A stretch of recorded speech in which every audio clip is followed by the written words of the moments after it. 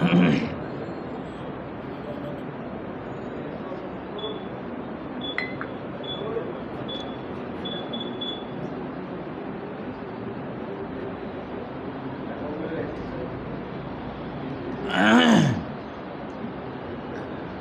আলাইকুম ওয়া রাহমাতুল্লাহি ওয়া বারাকাতুহু।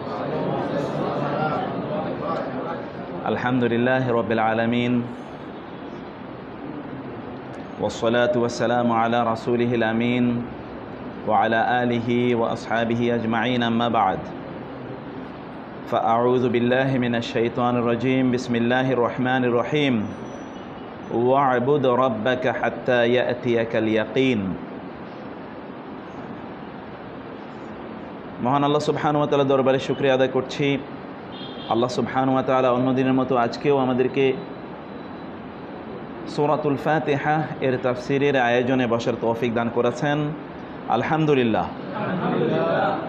রাসূলুল্লাহ সাল্লাল্লাহু আলাইহি ওয়াসাল্লামের জন্যে আমাদের হৃদয়ে নিংড়ানো ভালোবাসা সমৃদ্ধ কোটি কোটি দুরুদ এবং সালাম, সালাত ও সালাম, যাকে আল্লাহ সুবহানাহু ওয়া তাআলা আমাদের জন্যে নেয়ামত হিসেবে পাঠিয়েছেন, রহমত হিসেবে পাঠিয়েছেন। আল্লাহ সুবহানাহু ওয়া তাআলা অনুগ্রহ করে আমাদেরকে নবী রাসূলদের মাধ্যমে তার সান্নিধ্য অর্জন অথবা তার সন্তুষ্টি অর্জনের পথটা দেখিয়ে দিয়েছেন। যদি তিনি না দেখাতেন তাইলে ওই পথ আমাদের পক্ষে খুঁজে পাওয়া মুশকিল হতো।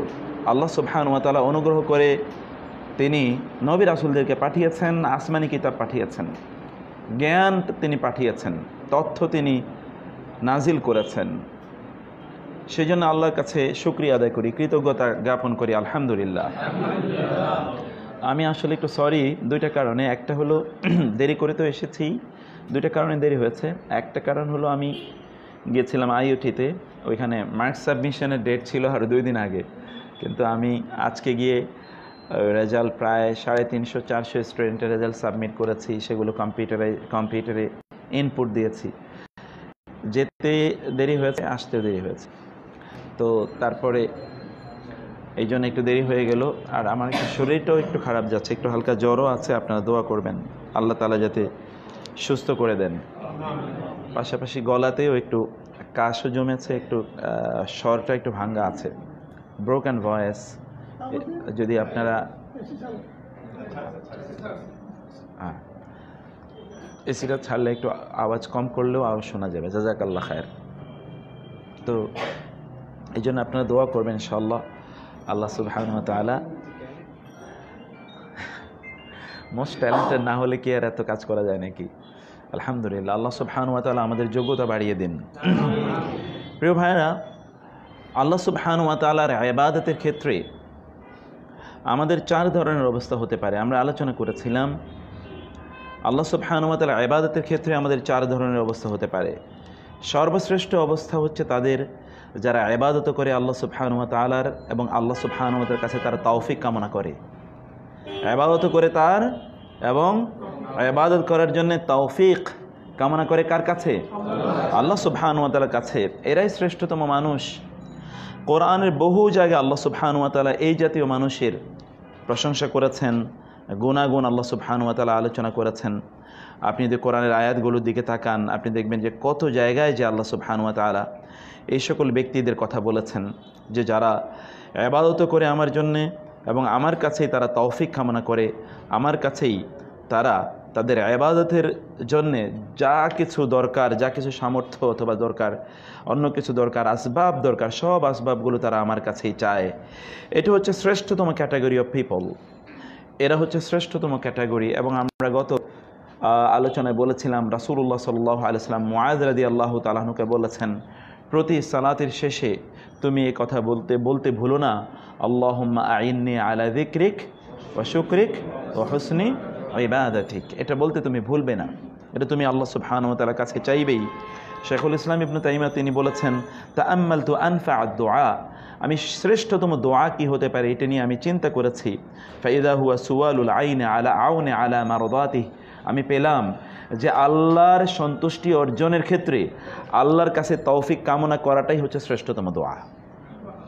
আল্লাহর কাছে বলা, আল্লাহ তোমার তৌফিক অর্জনের, তোমার সন্তুষ্টি অর্জনের তৌফিক দিও, তোমার সন্তুষ্টি অর্জনের তৌফিক দিও। এটা হচ্ছে শ্রেষ্ঠতম দোয়া। এটি হচ্ছে ওয়া ইয়্যাকা নাস্তাঈন। তিনি বললেন যে তারপর আমি ফাইদান ওয়াজাদতুহু রাআইতুহু ফিল ফাতিহা, আমি সেটা সূরা ফাতিহার মধ্যে পেয়ে গেলাম। সেটি হচ্ছে ইয়্যাকা না'বুদু ওয়া ইয়্যাকা নাস্তাঈন। এর বিপরীতে একদল লোক আছে, তারা হচ্ছে আল মু'রিদুনা আন ইবাদাতিহি ওয়াল ইস্তিআনা বিহি, আল্লাহর ইবাদত করে না, আল্লাহর কাছে তারা সাহায্য চায় না। এটা হচ্ছে আরেক ক্যাটাগরি অফ পিপল। তারা হচ্ছে শ্রেষ্ঠতম ক্যাটাগরি, যারা আল্লাহর ইবাদত করে তার কাছে তারা চায়। আর আরেক ধরনের লোক আছে, তারা আল্লাহর ইবাদত করে না, তার কাছে তারা চায় না। এরা হচ্ছে ওয়ার্স্ট টাইপ। উলাইকা কাল আনআমি বাল হুম আযাল, তারা চতুষ্পদ জানোয়ার অথবা জানোয়ারের চেয়েও নিকৃষ্ট। আল্লাহ সুবহানাহু ওয়া তাআলা তাদের ব্যাপারে এইরকমই উচ্চারণ করলেন। আল্লাহ সুবহানাহু ওয়া তাআলার কাছে আপনি যদি দেখেন যে এই জাতীয় ব্যক্তিরা তারা আল্লাহর কাছে চায় না, কিন্তু আল্লাহ তাদেরকে ঘাটে ঘাটে অপদস্থ অপমানিত করেন। খেয়াল রাখবেন, এটার মূলনীতি। যারা আল্লাহর কাছে চায় না, আল্লাহ তাদেরকে এমনভাবে অপমানিত করেন, এমনকি গরুর কাছেও তাদেরকে নিয়ে যান যে গরুর কাছে চাও, গরুরে তোমরা গড মানো।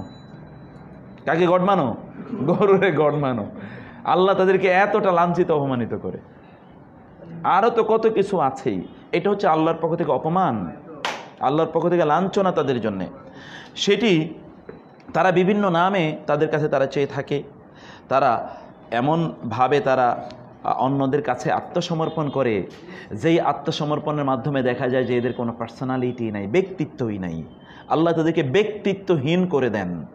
আর যদি আপনি আল্লাহর কাছে চাইতে পারেন, তাহলে আল্লাহ তা আপনাকে এমন ব্যক্তিত্ব এবং মর্যাদা প্রদান করবেন যেটা অতুলনীয়, যার কোনো তুলনা থাকবে না। প্রিয় ভাইরা, এই জন্যে আল্লাহ সুবহানাহু ওয়া তাআলার কাছে অবশ্যই আমাদেরকে চাইতে হবে। প্রিয় ভাইরা, দেখবেন আল্লাহ সুবহানাহু ওয়া তাআলার কাছে শয়তান পর্যন্ত চেয়ে বঞ্চিত হয়নি। হয়েছে? কি মনে হয় আপনাদের? আল্লাহর কাছে চাইছে না শয়তান? বঞ্চিত হয়েছে? বঞ্চিত তো হয় নাই। তাহলে আপনার এত হতাশা কোথায়? আপনার এই রব আছে, আপনার হতাশা কোথায় এবং আপনার অতৃপ্তি কোথায়? আপনার ফ্রাস্ট্রেশনের তো কোনো জায়গাই নাই। যদি শয়তানও আল্লাহর কাছে চেয়ে পাইতে পারে, তাহলে আমরা চাইলে পাবো না? ইনশাআল্লাহ আমরা অবশ্যই মহান আল্লাহ সুবহানাহু ওয়া তাআলার কাছে চাইলে অবশ্যই আমরা পাবো। সেজন্য মহান আল্লাহ সুবহানাহু ওয়া তাআলার কাছে আমাদেরকে চাইতে হবে। আমরা দেখব যে আল্লাহ সুবহানাহু ওয়া তাআলা কোনো ব্যক্তি যা চান, খেয়াল করবেন, কোনো ব্যক্তি কোনো কিছু যদি আল্লাহ সুবহানাহু ওয়া তাআলার কাছে চান, ভাইয়েরা খেয়াল করবেন, খুব গুরুত্বপূর্ণ কথা, মানুষ আল্লাহর কাছে চাইলেই সাথে সাথে পেয়ে যাওয়া ওই মানুষের কোনো মর্যাদার লক্ষণ না। আবার বলি, মানুষ আল্লাহর কাছে যা চায় তাই পেয়ে যাওয়া মানে ওই ব্যক্তি বেলায়েতের অর্থাৎ আল্লাহর ওলি হয়ে যাওয়ার লক্ষণ নয়। তাহলে শয়তান সবচেয়ে বড় ওলি হতো, বুঝেন নাই? চাইলেই যে সব পেয়ে গেলেই ওলি হয় তা কিন্তু না। রাসূলুল্লাহ সাল্লাল্লাহু আলাইহি ওয়াসাল্লাম বলেছেন, কিয়ামতের আগে এমন কিছু অবস্থা হবে, মানুষের স্বপ্নগুলো কি হবে, এমন সত্য হবে, রাতে স্বপ্নে দেখে সকালবেলা দেখবে যে ওইটাই ঘটে গেছে। অতএব কোনো একজন ব্যক্তি, আমাদের মধ্যে এরকম অনেকের চিন্তা আছে যে যা স্বপ্নে দেখি তাই তো হয়ে যায়, মনে মনে উনি মনে আমি মনে করি আমার মনে হয় কতজন আল্লাহওয়ালা হয়ে গেছি। আসলে এটা আল্লাহওয়ালা হওয়া না, এটা কিয়ামতের একটা লক্ষণ, এটা কিয়ামতের একটা লক্ষণ। তবে হ্যাঁ, স্বপ্ন তো রাসূলুল্লাহ সাল্লাল্লাহু আলাইহি ওয়াসাল্লাম বলেছেন, সহিহ হাদিস, নবুয়তের 46 ভাগ অথবা আরও অন্যান্য হাদিসও আছে, তার এক অংশ, সেটি ভিন্ন বিষয়। অতএব আমি কেন এই কথা বললাম, এটা ভিন্ন কারণে বলেছি। আপনি অনেক সময় আল্লাহর কাছে চান কিন্তু আপনার চাওয়াটা পূর্ণ হয় না, তখন আপনি হতাশায় পড়ে যাওয়ার কোনো কারণ নাই। কারণ আল্লাহ সুবহানাহু ওয়া তাআলা আপনাকে দেন না, কারণ এটাই আপনার জন্য কল্যাণকর। আল্লাহ আপনাকে পরম ভালোবাসেন, এজন্য আপনাকে আল্লাহ এটি দেননি, কারণ আপনি তো জানেন না ওইটা আপনার জন্য কল্যাণকর না, এটা আপনি জানেন না, এটা অকল্যাণকর, এটা আপনি জানেন না, সেই জন্য আল্লাহ আপনাকে দেননি। It is a love of Allah, it is a token of Allah's love. আল্লাহর না দেয়াটাও কি আল্লাহর একটা ভালোবাসা, আর আল্লাহর দেয়াটাও কি কখনো কখনো আল্লাহর পক্ষ থেকে কি একটা ঘৃণার প্রকাশ। যা তোরে দিলাম, তারপরে তুই ভাগ, এখান থেকে তুই ভাগ, দিয়ে কখনো কখনো আমরা ভাগিয়ে দিই না, যে যা তুই আমার কাছ থেকে ভাগ। আবার কখনো কখনো না দিয়ে আমরা তাকে কি রাখি, কাছে রাখি। প্রিয়তম মানুষ আপনার কাছে কাছে থাকুক, বারবার আপনার কাছে এসে চাক, এটা আপনি ভালোবাসেন অনেক সময়, কারণ ওকে আপনি দিতে চান না, এই যে দিলেই তো এখান থেকে চলে যাবে, সেই জন্য আপনি তাকে দিতে চান না, আপনি তাকে কাছে রাখতে চান। যদি তাই হয় আপনার জন্যে, তাহলে আল্লাহর জন্য এটা কেমন? আল্লাহ তার প্রিয় বান্দাদের কাছ থেকে বারবার এই ডাক শুনতে চান, ইয়া রব, ইয়া রব। এই রব বলে তার বান্দাদের কাছে চাক, এটা আল্লাহ শুনতে ভালোবাসেন। এই জন্য আল্লাহ সুবহানাহু ওয়া তাআলা কখনো কখনো আপনার ডাকে সাড়া দেন না। ভাইয়েরা, আল্লাহ সুবহানাহু ওয়া তাআলাকে চেনা দরকার, তাকে বোঝা দরকার, তাকে জানা দরকার তিনি কেমন। এটার জন্য দূরদর্শিতা লাগে, এটার জন্য আল্লাহ সুবহানাহু ওয়া তাআলার পক্ষ থেকে নেয়ামত লাগে। আল্লাহ সুবহানাহু ওয়া তাআলা কখনো কখনো আপনাকে অপরাধ থেকে মুক্ত রাখতে চান। একটা হাদিসে এসছে, হাদিসটার মধ্যে দুর্বলতা আছে সনদের মধ্যে। আল্লাহ সুবহানাহু ওয়া তাআলা কিন্তু কোরআনের আয়াত তাকে সাপোর্ট করে, সেই আয়াতটি আমরা একটু পরে বলবো। কখনো কখনো আল্লাহ সুবহানাহু ওয়া তাআলা যাকে সম্পদ দেন, কখনো কখনো কারো কাছ থেকে সম্পদ আল্লাহ ছিনিয়ে নেন, কারণ আল্লাহ জানেন এই লোকটাকে যদি সম্পদ দিয়ে রাখা হয় তাহলে এই সম্পদই তাকে কি করবে, পথভ্রষ্ট করবে। লাউ আগনাইতুহু লা আহলাকাহু যালিক, দুর্বল বর্ণনা।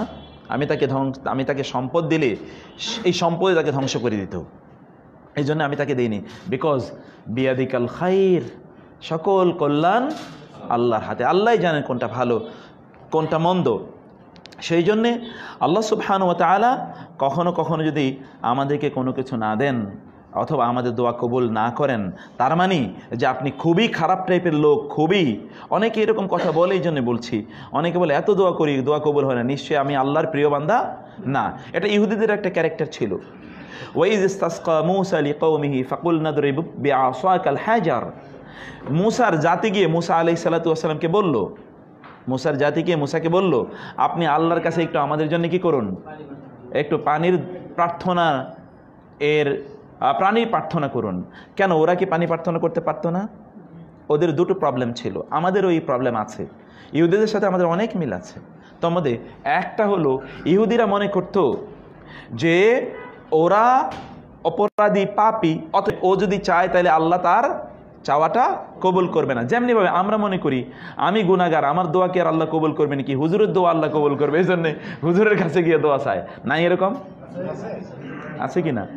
বহুত লোক আছে জীবনে একদিনও নিজে দোয়া করে না, সব সময় হুজুরের এখানে দোয়া করার জন্যে, অথবা সব সময় হুজুরের উসিলা ধরে সে দোয়া চায়। কারণ সে মনে করে যে আমি এত অপরাধী, আমার অপরাধটি, আমি এত অপরাধী, আমার দোয়া কি আর আল্লাহ কবুল করবে নাকি?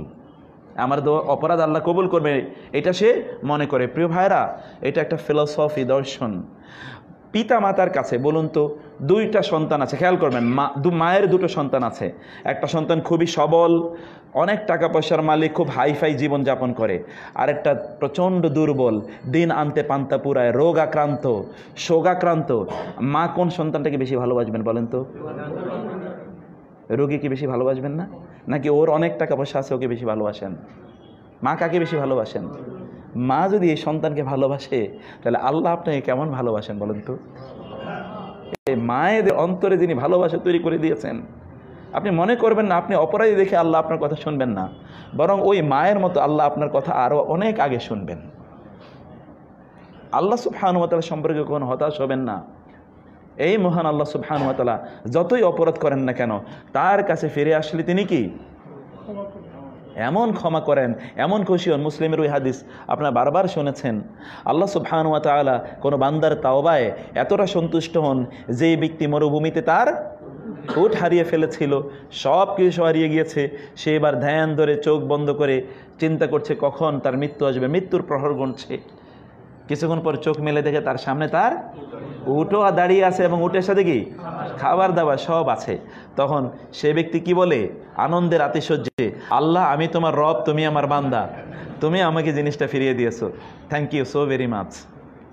এটা সে বলে আনন্দের আতিশয্যে। আল্লাহ তার চেয়ে অনেক বেশি আনন্দিত হন কোনো মানুষ যদি আল্লাহর কাছে ফিরে যায়। ফিরে যাওয়া মানে কি, সে আল্লাহ থেকে অন্য জায়গায় চলে গিয়েছিল, এখন সে ফিরে এসেছে।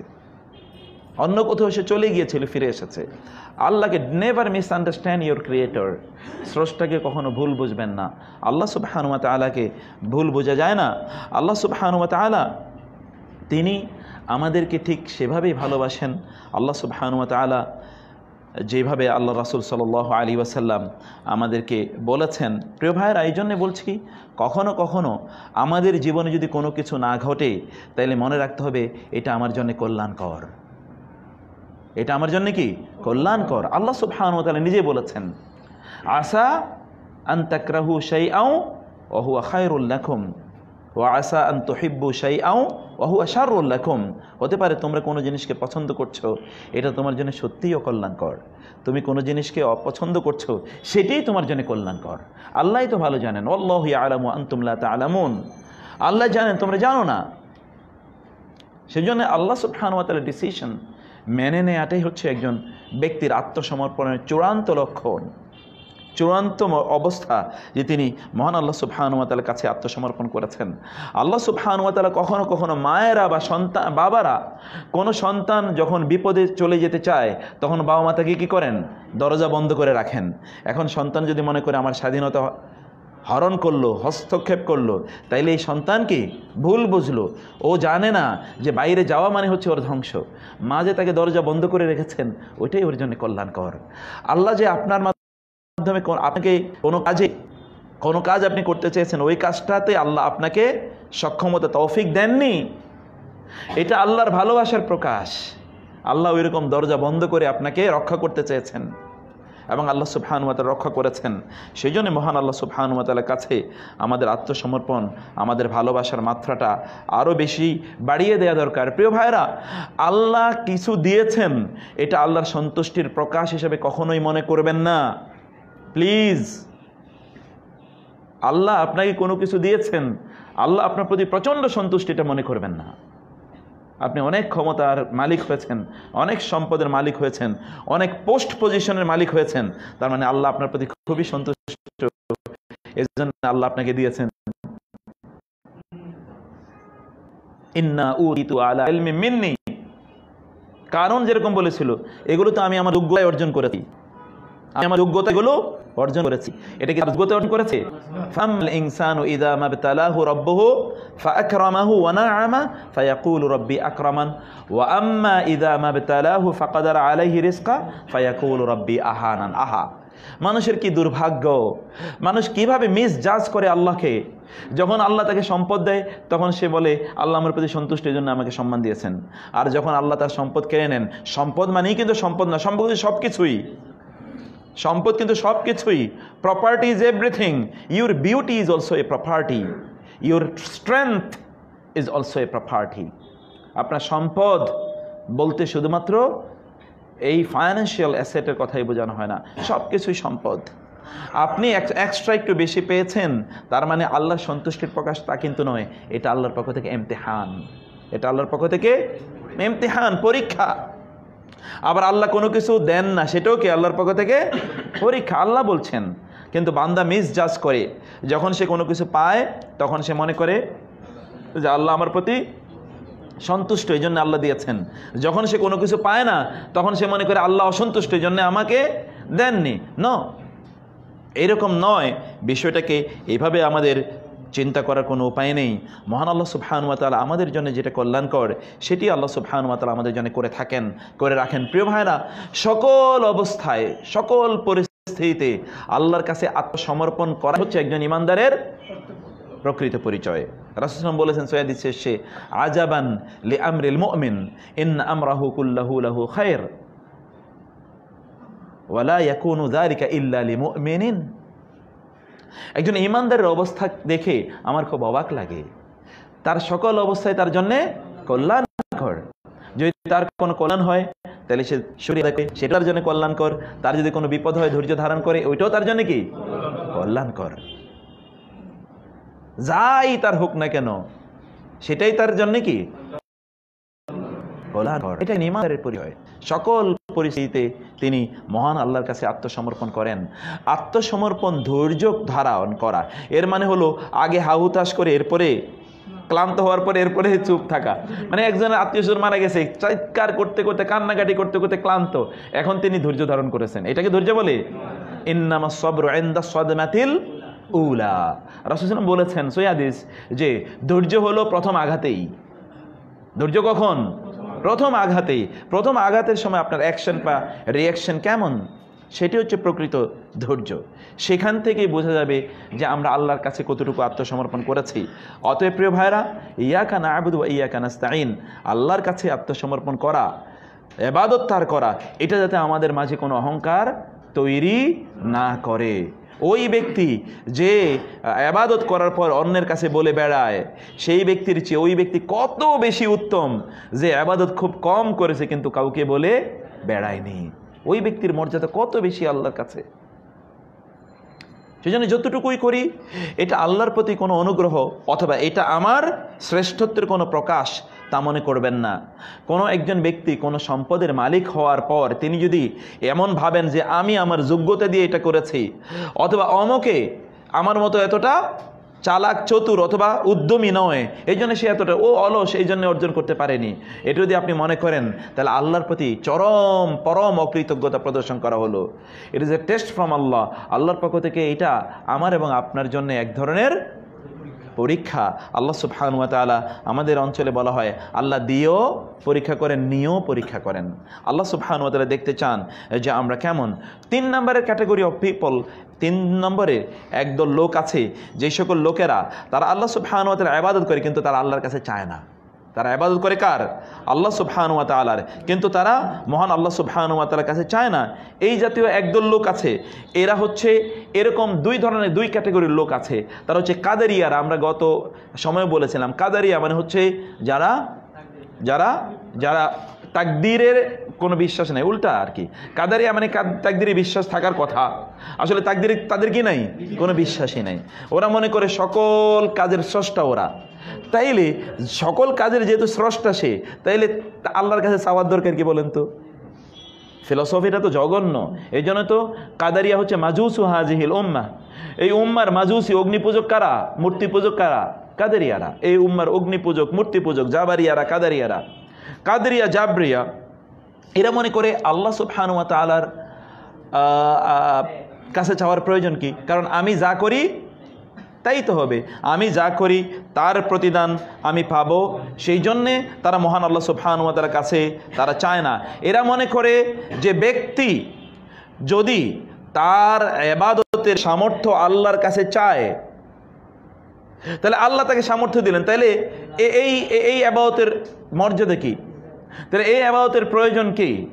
আল্লাহ তাকে সামর্থ্য দিল, এই জন্যে সে এটা করেছে। তাহলে আল্লাহ যাকে সামর্থ্য দেয় নাই সে তো ওই ইবাদত করতে পারে না, তাহলে তো এটা আল্লাহর পক্ষ থেকে একটা জুলুম হবে।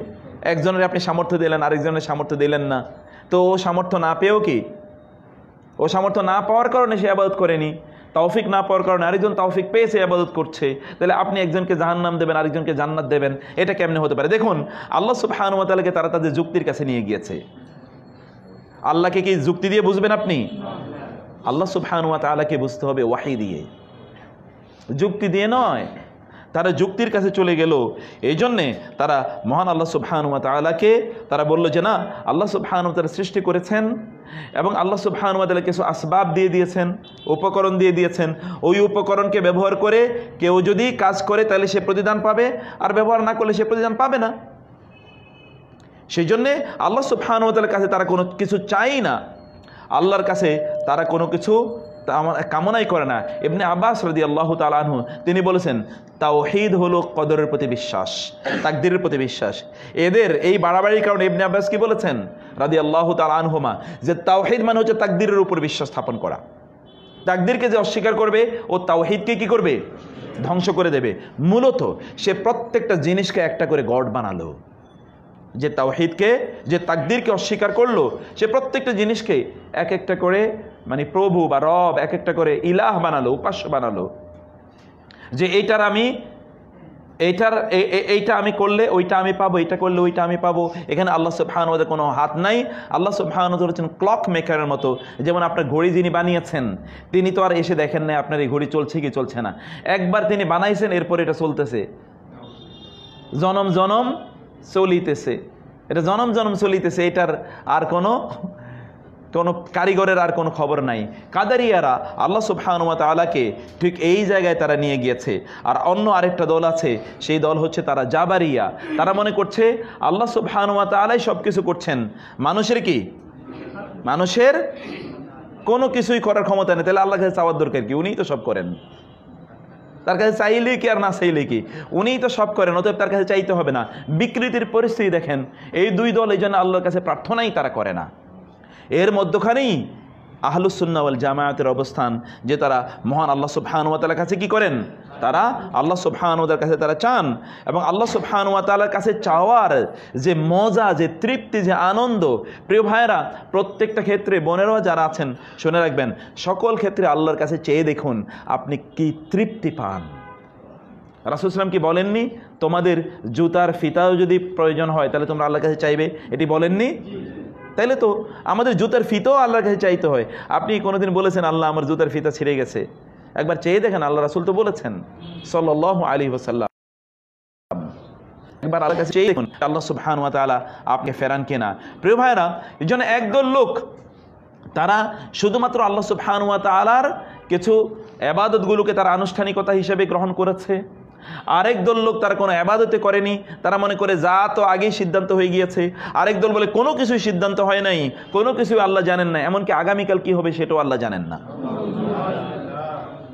এবং এই জন্যে তারা প্রত্যেকটা জিনিসকে তারা গড বানিয়েছে, যেটা আগে বললাম। আল্লাহ সুবহানাহু ওয়া তাআলার কাছে যদি আপনি চাইতেন, ওয়ালাউ তাওয়াক্কালাল আবদু, এটা ইবনুল কাইয়িম রাহিমাহুল্লাহ তিনি তার মাদারিজাস সালিকিনে বলেছেন, ওয়ালাউ তাওয়াক্কালাল আবদু আলাল্লাহি হাক্কা তাওয়াক্কুলিহি ফি ইজালাতি জাবালিন আন মাওয়াদিহি ফাকানা মা'মুরান বিইজালাতিহি লাআযালাহু।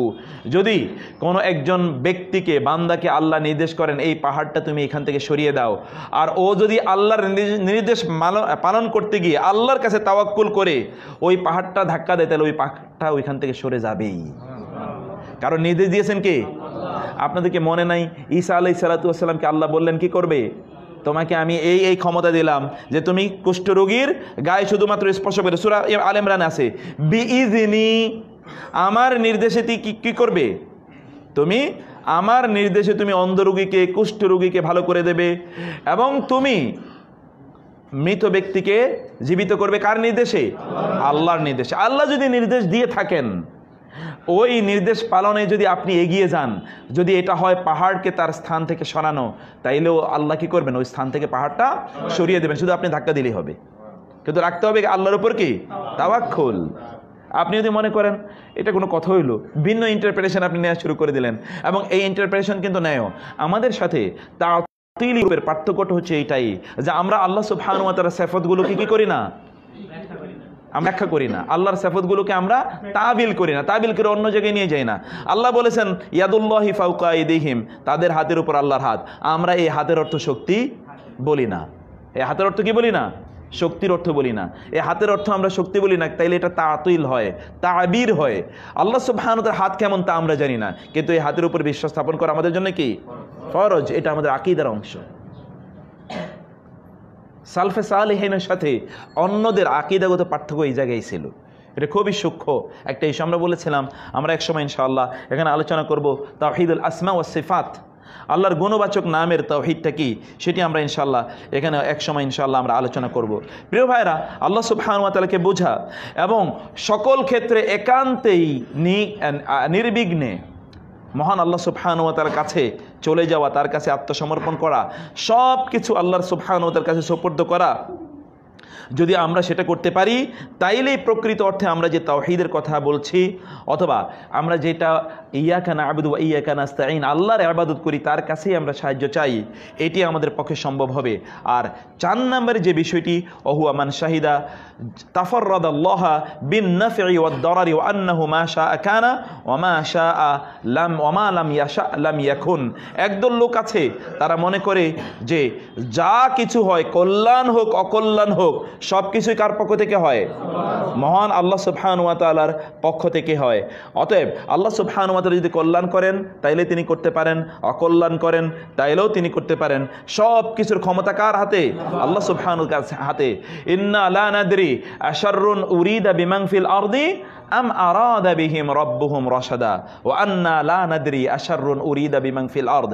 জিনরা যখন রাসূলুল্লাহ সাল্লাল্লাহু আলাইহি ওয়াসাল্লামের মুখে কোরআনের তেলাওয়াত শুনলো, তখন তারা গিয়ে বলল তাদের জাতির কাছে, ইন্না সামি'না কুরআনান আজাবা ইয়াহদি ইলার রুশদি ফাআমান্না বিহি ওয়া লান নুশরিকা বিরাব্বিনা আহাদা। আমরা কোরআনের আয়াত শুনলাম, আমরা এই কোরআন যিনি নাজিল করেছেন সেই মহান রবের প্রতি আমরা ঈমান আনলাম, তার সাথে আমরা কি করি না, কোনো শিরক করি না। এরপরে তারা বল ওয়া আন্না লা নাদরি আশাররুন উরিদা বিমান ফিল আরদ আম আরাদা বিহিম রাব্বুহুম রাশাদা। আমরা জানি না জমিনবাসীর জন্য কোনো কল্যাণ এর সিদ্ধান্ত নেওয়া হলো, নাকি রব ভালো কোনো কিছুর সিদ্ধান্ত গ্রহণ করলেন। সব কিছু হয় কার মাধ্যমে? তাওফিক, ক্ষমতায়ন মহান আল্লাহ সুবহানাহু ওয়া তাআলার পক্ষ থেকে হয়। কিন্তু আহলুস সুন্নাহ ওয়াল জামাতের আকীদা হলো খারাপ জিনিসটি আল্লাহর প্রতি নিসবত করতে নেই, খারাপটা আল্লাহর প্রতি নিসবত করতে নাই। কিন্তু ওই খারাপ কাজ করার ক্ষমতা কার পক্ষ থেকে আসে? আল্লাহর পক্ষ থেকে। এটা খেয়াল রাখবেন, এটা আকীদার ইস্যু। খারাপ কাজ করার ক্ষমতাও কে দেন? আল্লাহ দেন, কিন্তু সিদ্ধান্তটা কার? আমার। পার্থক্য ওই জায়গায়, সিদ্ধান্তটা আমার। আল্লাহ শুধু আমার সিদ্ধান্তের বিচার করবেন, ক্ষমতার বিচার করবেন না। ক্ষমতা একজনের কম আরেকজনের বেশি থাকতে পারে।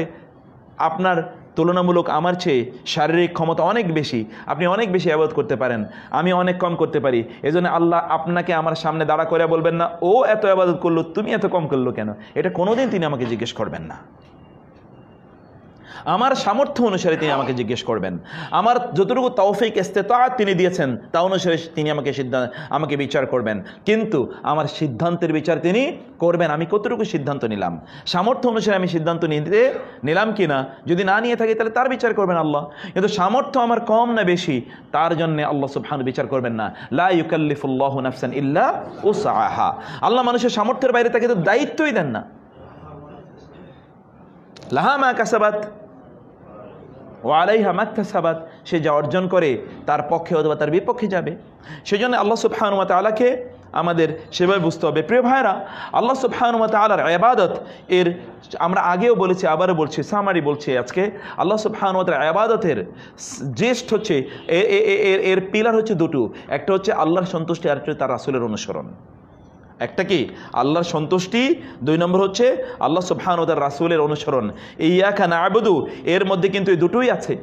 এবং এর উপর ভিত্তি করে মানুষ কয়েকটা ক্যাটাগরির। আল্লাহ সুবহানাহু ওয়া তাআলার ইবাদত করবে আল্লাহর সন্তুষ্টির জন্যে, এবং তারা কি করবে? তারা আল্লাহ সুবহানাহু ওয়া তাআলার ইবাদত করতে গিয়ে তার রাসূলুল্লাহ সাল্লাল্লাহু আলাইহি ওয়াসাল্লামকে তারা অনুসরণ করবে। অতএব এই সকল ব্যক্তিদের সকল ইবাদত, এটা তাদের মুখের ইবাদত হোক, তাদের অন্তরের ইবাদত হোক, অথবা তাদের কি শরীরের ইবাদত, এটা আমরা আলোচনা করব আজকে। ইবাদতের অনেকগুলো ধরন আছে। একটা হচ্ছে কি তার মুখের ইবাদত, সেটা কি বলেন তো? সুবহানাল্লাহ, আলহামদুলিল্লাহ, এগুলো মুখের ইবাদত না? আরেক ধরনের ইবাদত আছে তার শরীরের, যেটি আপনি কি করেন? যেমন ধরেন আপনি সালাত আদায় করেন, সিয়াম আদায় করছেন। আরেক ধরনের শরীর ইবাদত আছে, সেটা কি? অন্তরের। সব সময় মহান আল্লাহ সুবহানাহু ওয়া তাআলাকে স্মরণ করা, আল্লাহকে ভালোবাসা। এটা কি মুখে বলার আই লাভ ইউ আল্লাহ, আল্লাহকে আমি ভালোবাসি, এটা কি মুখে বলার ইস্যু, নাকি অন্তরে? অন্তরে। ভয় পাওয়া কাকে? আল্লাহকে। এটা কি মুখের না অন্তরের? অন্তরের ইস্যু। বরং এই জন্যে উলামায়ে কেরাম তারা বলেছেন অন্তরের ইবাদত মুখের অথবা শরীরের ইবাদতের চেয়ে কি অনেক বেশি শক্তিশালী। আসলে কিসের উপর মূল্যায়ন হবে? ইন্নামাল আমালু, অন্তরেরটার মূল্যায়ন হবে। ইন্নাল্লাহা লা ইয়ানজুরু ইলা সুওয়ারিকুম ওয়ালাকিন ইয়ানজুরু ইলা কুলুবিকুম ওয়া আমালিকুম ওয়া নিয়াতিকুম। বিভিন্ন হাদিসে বিভিন্ন বর্ণনা এসেছে আল্লাহ সুবহানাহু তোমাদের চেহারার দিকে তাকান না, আল্লাহ তোমাদের অন্তরের দিকে তাকান। ইযা সালুহাত সালুহাল জাসাদু কুল্লু ওয়া ইযা ফাসাদাত ফাসাদাল জাসাদু কুল্লু আলা ওয়া হিয়াল কলব। বুখারীর হাদিস যে আমাদের অন্তরটা যদি পরিশুদ্ধ হয় তাহলে সব কিছু পরিশুদ্ধ। সেই জন্যে একদল লোক তারা আছেন, তারা তাদের সকল কাজগুলো তারা আল্লাহর জন্য করেন। তারা যদি কোনো কিছু দেন তাইলে আল্লাহর জন্যে, যদি না দেন তাইলে কি? মান আহাব্বা লিল্লাহি ওয়া আবগাদা লিল্লাহি ওয়া আ'তা লিল্লাহি ওয়া মানা'a লিল্লাহি ফাকাদ ইসতাকমালাল ঈমান। যে আল্লাহর জন্যই ভালোবাসে, আল্লাহর জন্যই কাউকে ঘৃণা করে, আল্লাহর জন্যই সে দেয়, আল্লাহর জন্যই দেয়া থেকে বিরত থাকে, সেই মূলত তার ঈমানটাকে পূর্ণ করলো। সব কিছু আল্লাহর জন্য করা, এটা কিন্তু সাধারণ অবস্থা নয়, এটাই শ্রেষ্ঠতম অবস্থা। সকল পরিস্থিতিতে সকল কাজ একজন ব্যক্তি মহান আল্লাহ সুবহানাহু ওয়া তাআলার জন্য করেন, এটা সে প্রকাশ্যে হোক অপ্রকাশ্যে হোক, সকল অবস্থায় সে মহান আল্লাহ সুবহানাহু ওয়া তাআলার জন্য করেন। মানুষের কাছ থেকে তার কোনো প্রত্যাশা তার নাই, দিলে দিল না দিলে নাই, বললে বলল না বললে নাই, কেউ তার লক্ষ্যকার আল্লাহর। ইন আজরিয়া ইল্লা আলাল্লাহ, তোমার একমাত্র প্রতিদান কার উপর। নবীদের দেখবেন যে অনেকগুলো আয়াত, অনেকগুলো সূরার অনেকগুলো আয়াত একই বক্তব্য, যে আমার কওম, আমি তোমাদের কাছ থেকে এই দ্বীনের দাওয়াত দিয়ে কোনো প্রতিদান চাই না, আমি তো প্রতিদান চাই কার কাছে? শুধু আল্লাহ দেবেন আমার প্রতিদান। ইন আজরিয়া ইল্লা আলাল্লাহ, ইত্তাবিউ মান লা ইয়াসআলুকুম আজরাও ওয়া হুম মুহতাদুন। যারা দাওয়াতের কাজ করেন, দ্বীনি দাওয়াতের কাজ করেন, যারা শুনবেন ও শুনছেনও, আপনারাও যারা শুনছেন, প্রিয় ভাইরা, এই দুটো কোয়ালিটি লাগবে দায়ীর, আর নাইলে ওই দায়ীর দাওয়াতে কোনো দিন কাজ হবে না। একটা হচ্ছে ইত্তাবিউ মান লা ইয়াসআলুকুম আজরা, সে কোনো প্রতিদান চায় না, কোনো কন্ট্রাক্ট করে না, ওইটা না দিলে ওইটা হবে, ওইটা না দিলে, কম দিলে তার মন খারাপ হয়ে যায়, মেজাজ খারাপ হয়ে যায়, এরপরে আর সে আসার আগে কয়েকবার চিন্তা করে যাবো কিনা। না এরকম লোক এত দাওয়াত, কিন্তু তারপরেও কাজ হয় না। কারণ কি? কারণ তো একটাই, কারণ হচ্ছে নবী রাসূলদের তো কাজটা কাদের? নবীদের না? কাজটা কাদের? নবীদের। তো ওই কোয়ালিটিটা থাকতে হবে। ইত্তাবিউ, সূরা ইয়াসিনে না? হ্যাঁ, ইত্তাবিউ মান লা ইয়াসআলুকুম আজরা, হে লোকেরা তোমরা অনুসরণ করো তাকে, মান লা ইয়াসআলুকুম আজরা, যে তোমাদের কাছে কোনো প্রতিদান চায় না। ওয়া হুম মুহতাদুন, 2 নম্বর ক্যাটাগরি কি, কোয়ালিটি কি? সে নিজেই হেদায়েত প্রাপ্ত। আচ্ছা, যেই ব্যক্তি জাহান্নামে, ও জান্নাতে নেবে কিভাবে? জাহান্নামী কোনো লোক আরেকজনের জান্নাতে নিতে পারে? কখনোই না, কখনোই না, কখনোই সম্ভব না। যে নিজেই বিধ্বস্ত ডুবন্ত লোক কখনো অন্য কাউকে বাঁচাতে পারে নাকি?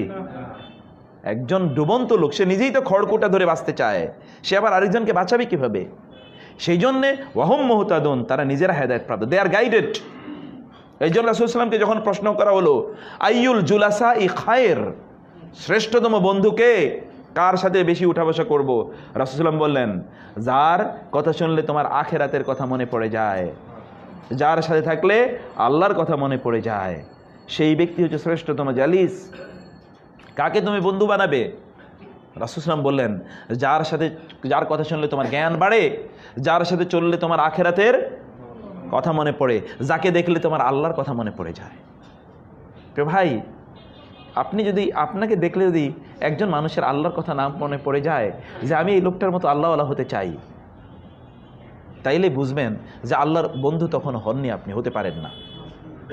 এই লেভেলে নিজকে উন্নীত করা, এটা আমাদের দায়িত্ব। যাই হোক, যে কথা বলছিলাম, যে আল্লাহ সুবহানাহু ওয়া তাআলার কাছেই তারা চায়, তাদের দুনিয়ার কোনো মোহ নেই, অন্য কোনো ব্যক্তির কাছে কোনো অ্যাপ্রিসিয়েশন, এটাও তারা চায় না। তারা, এই সকল ব্যক্তিরা, তাদের অন্তরেও এরকম নয় যে কেউ তাদেরকে প্রশংসা করলেই সেখানে যায়, দুর্নাম করলে সে সেখানে আর যায় না, এরকম বিষয় নয়। দাওয়াত তো তার, এটাও তো তার দাওয়াত। রাসূলুল্লাহ সাল্লাল্লাহু আলাইহি ওয়াসাল্লামকে যারা অত্যাচার করেছে, তাদেরকে কি তিনি দাওয়াত দেননি? কি মনে হয় আপনাদের? যদি তিনি দাওয়াত না দিত, তিনি কি এই কথা বলেননি? আল্লাহুম্মা হদি কওমি ফাইন্নাহুম লা ইয়ালামুন, আল্লাহ আমার জাতিকে তুমি হেদায়েত দাও, কারণ ওরা তো বুঝে না, ওরা জানে না, ওরা এখনো জানতে পারেনি। ভালোবাসা আমি অন্য জায়গায় বলেছি, আপনাদেরকেও বলি, প্রিয় ভাইরা, খ্রিস্টানরা মানুষকে খ্রিস্টান বানিয়ে ফেলছে। একটাই কথা হলো, ঈসা আলাইহিস সালামের ভালোবাসার কথা ওরা বলে। কিসের কথা বলে? ঈসার ভালোবাসা, লাভ। একটাই আলোচনা, ভালোবাসা, ভালোবাসা। ঈসা আপনাদেরকে পরম ভালোবাসেন। কি পরিমাণ ভালোবাসেন? রাসূল সাল্লাল্লাহু আলাইহি ওয়াসাল্লাম আমাদেরকে কেমন ভালোবাসেন বলেন তো? এই ভালোবাসার কোনো তুলনা আছে? কেমন ভালোবাসা তার! আজিজুন আলাইহি মা আনিতুম হারিসুন আলাইকুম বিল মুমিনিনা রাউফুর রহিম। কি যে ভালোবাসা! এই ভালোবাসার আলোচনা করে তো শেষ করতে পারবো না, এই ভালোবাসার আলোচনা করে শেষ করতে পারবো না। রাসূলুল্লাহ সাল্লাল্লাহু আলাইহি ওয়াসাল্লাম সাহাবায়ে কেরামদেরকে এমন ভালোবাসতেন যে লোকেরা এসে জিজ্ঞেস করতো, তিনি সবার সাথে বসে আছেন, লোকেরা এসে জিজ্ঞেস করতো, মান মুহাম্মাদুন ফিকুম, তোমাদের মধ্যে মোহাম্মদ কে? I cry when I start read this.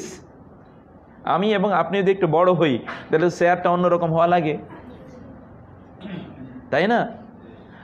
লোকেরা এসে বলতো মুহাম্মদ কে, খুঁজে পাচ্ছি না তো। রাসূলুল্লাহ সাল্লাল্লাহু আলাইহি ওয়াসাল্লাম সাহাবায়ে কেরামদেরকে নিয়ে এক জায়গায় যাচ্ছিলেন। সাহাবায়ে কেরামরা বললেন, আমি এটা করি, আপনি ওইটা করেন, আপনি ওইটা করি, আমি এটা করি, এক একজন একটা করেন। রাসূলুল্লাহ বললেন যে আমিও এটা করব। ইয়া রাসূলুল্লাহ, আমরাই আপনার পক্ষ থেকে যথেষ্ট এই কাজটি করার জন্য। রাসূল বললেন, ইন্নী লা উহিব্বু আন আতামাইয়াজা ফীকুম, আমি তোমাদের মধ্যে ডিস্টিংক্ট হতে চাই না, আমি তোমাদের মধ্যে ডিফারেন্ট হতে চাই না, আমি অন্যরকম হতে চাই না, মানুষরা দেখে বলবো ও উনি নেতা, উনি নেতা, এটা আমি হতে চাই না। ফাইন্নাল্লাহা ইয়াকরাহু আহাদাকুম আন ইয়াতামাইয়াজা মিন বাইনি আসহাবিহি আও কামা ক্বালা আলাইহিস সালাতু ওয়াস সালাম, আল্লাহ অপছন্দ করেন যে ব্যক্তিরা কেউ একজন তার সাথীদের মধ্যে তার আচার আচরণ, জামা কাপড়, কথাবার্তা, পোস্ট পজিশন এগুলোর মাধ্যমে সে অন্যদের থেকে কি হয়ে যাক, আলাদা হয়ে যাক, অন্যরকম দেখাক, তাকে দেখলেই মানুষ মনে করবে না উনিই নেতা। আল্লাহ এটা অপছন্দ করেন। সাহাবায়ে কেরামদের মধ্যে এই ক্যারেক্টার কেমনভাবে ঢুকেছেন। জেরুজালেমে যখন ওমর রাদিয়াল্লাহু তাআলা আনহু যান, সেই ঘটনা আপনাদের জানা আছে, তিনি তার ভৃত্যকে তার উটের উপরে ছড়িয়েছে। এই একটা মাত্র ঘটনায় হাজার হাজার মানুষ মুসলমান হয়েছে, হাজার হাজার ইহুদি খ্রিস্টান। তারা বলল যে এই যদি হয় নেতার অবস্থা, তাইলে ওই ধর্মই তো আমার গ্রহণ করা দরকার। This is the character of the believers. ইমানদারদের এই ছিল চরিত্র। এভাবে তারা দে ওয়ার ইন্সপায়ার্ড, এভাবে তার ইন্সপায়ারেশন তারা বিষয় না। আপনাকে তো অবশ্যই কিছু সিস্টেম মেনটেন করতে হবে। আমি ঠিক তার বিরুদ্ধে কথা বলছি না, আমি বলছি যে রাসূল সাল্লাল্লাহু আলাইহি ওয়াসাল্লাম কেমন ভালোবাসতেন তার সাথীদেরকে। এই ভালোবাসার গল্পগুলো মানুষকে আমাদের বলা দরকার, এই ভালোবাসার কথা মানুষকে আমাদের জানানো দরকার। রাসূলুল্লাহ সাল্লাল্লাহু আলাইহি ওয়াসাল্লাম কীভাবে লোকজনকে ভালোবাসতেন। প্রিয় ভাইরা, যাই হোক, আমরা যে কথা বলছিলাম যে আমরা মহান আল্লাহ সুবহানাহু ওয়া তাআলা সন্তুষ্টির জন্য কাজ করা, যাই করি না কেন কার জন্য করতে হবে, আল্লাহ সন্তুষ্টির জন্য এবং রাসূলের অনুসরণে। এটি হচ্ছে ইবাদতের শ্রেষ্ঠতম মাকাম। এই মাকামটা অর্জন করতে হবে, নাইলে হবে না। যাই করছি কার জন্যে, আল্লাহর সন্তুষ্টির জন্যে। সালফে সালেহিনের মধ্যে এরকম অনেকের জীবনী আমি পড়েছি, এগুলো আলোচনা করে শেষ করতে পারবো না। অনেকের জীবনী পড়েছি, বহু বছর পর্যন্ত তিনি এবং তার ওয়াইফ একই বিছানায়, কিন্তু তার ওয়াইফ জানে না যে তিনি রাত জেগে তাহাজ্জুদে সালাত আদায় করেন। তার ওয়াইফকে তিনি জানাতে দেন নাই। বহু এরকম সালাফদের জীবনী ছিল। তারা এভাবে তারা ইবাদত করেছেন, আল্লাহর সাথে সম্পর্ক তৈরি করেছেন।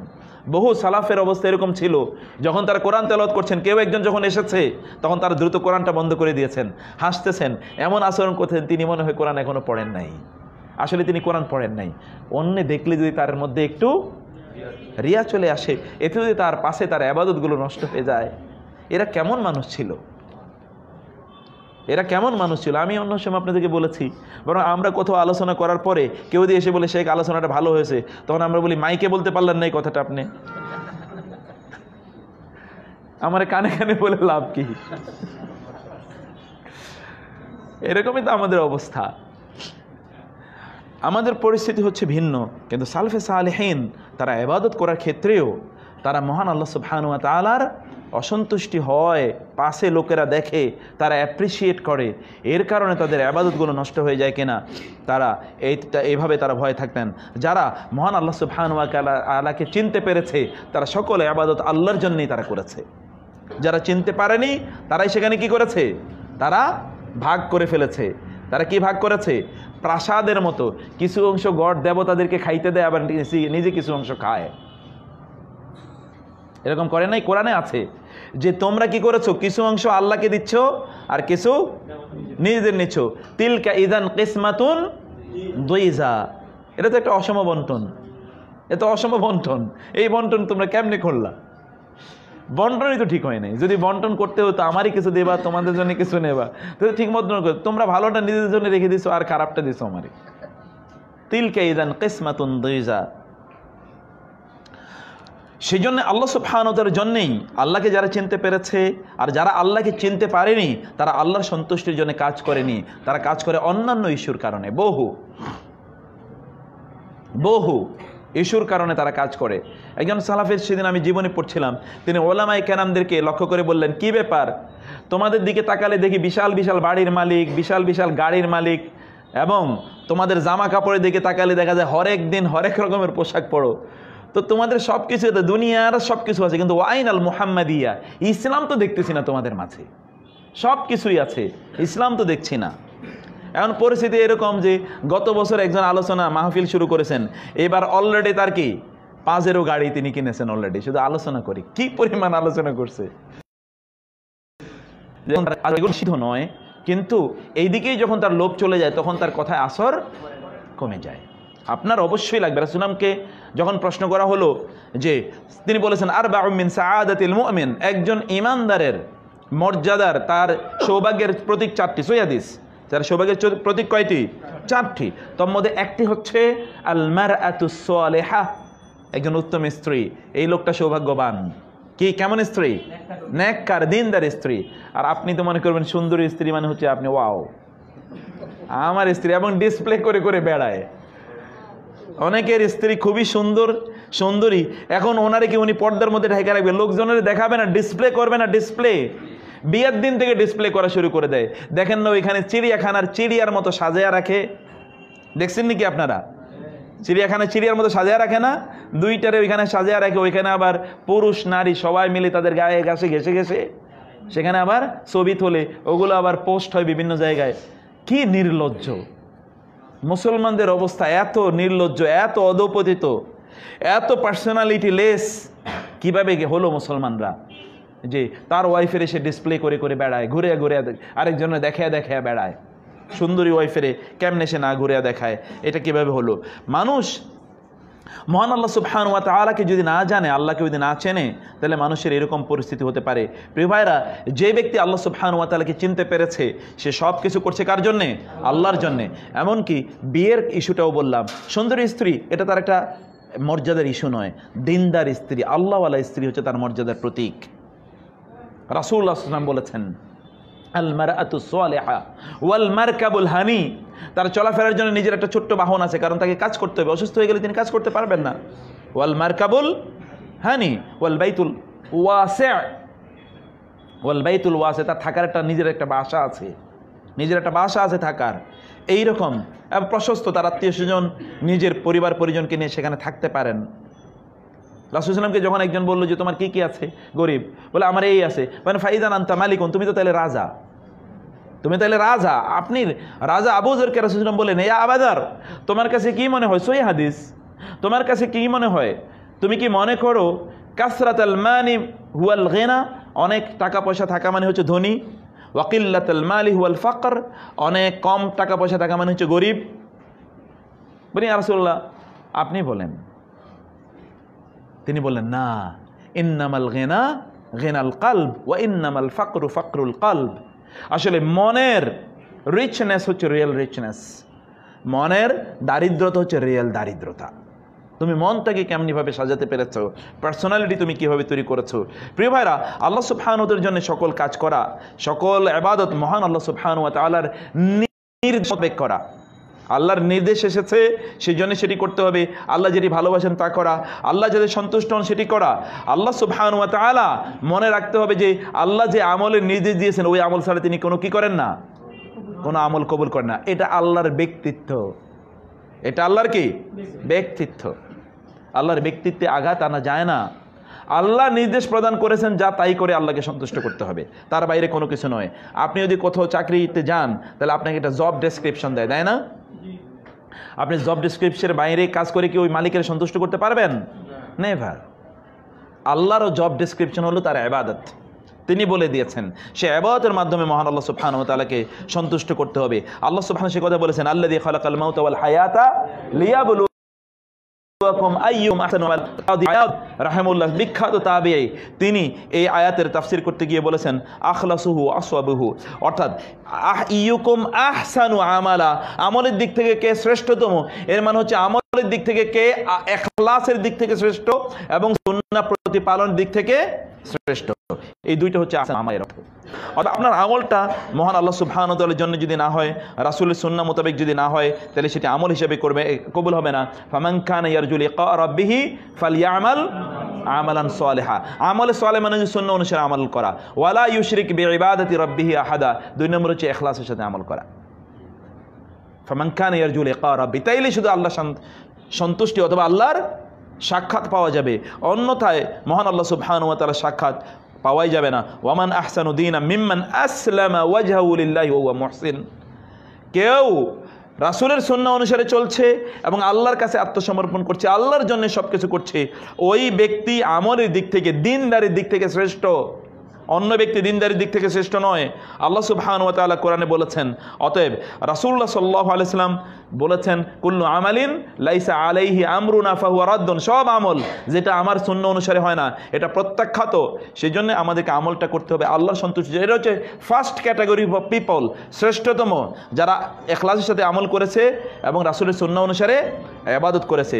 2 নম্বর হচ্ছে যেই সকল ব্যক্তিদের ইবাদত, 1 নম্বরে শ্রেষ্ঠতম ক্যাটাগরি অফ পিপল, 2 নম্বর হচ্ছে একেবারে ওয়ার্স্ট টাইপ অফ পিপল, যারা ইবাদত করে বটে, ইবাদত করে, বহুত ইবাদত করে, কিন্তু ইবাদত আল্লাহর সন্তুষ্টির জন্যও হয় না, রাসূলের সুন্নাহ মোতাবেকও না, আল্লাহর সন্তুষ্টি অনুসারে হচ্ছে না, রাসূলুল্লাহ সাল্লাল্লাহু আলাইহি ওয়াসাল্লামের সুন্নাহ মোতাবেক হচ্ছে।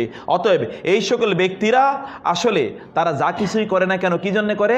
তারা মানুষকে দেখানোর জন্য করে, মানুষের কাছ থেকে তারা অ্যাপ্রিসিয়েশন পাওয়ার জন্য করে।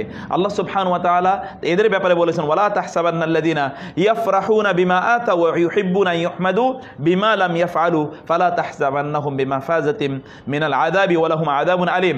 আমি একবার গাজীপুরে এটা শুনছিলাম যে ওইখানে একবার প্রত্যক্ষদর্শী যারা, তারা হচ্ছে ওইখানে একজনে ইলেকশনে দাঁড়াবে, তিনি একই দিনে 5 বার মাগরিবের নামাজ আদায় করেছেন। এবং আমাদের দেশে একজন রাষ্ট্রপতি একসময় ছিল, উনি নাকি বিভিন্ন মসজিদে গিয়ে হঠাৎ করে গিয়ে দাঁড়াতেন এবং বলতেন, আমি গত রাত্রে স্বপ্নে দেখেছি এই মসজিদে নামাজ পড়তে এসেছি।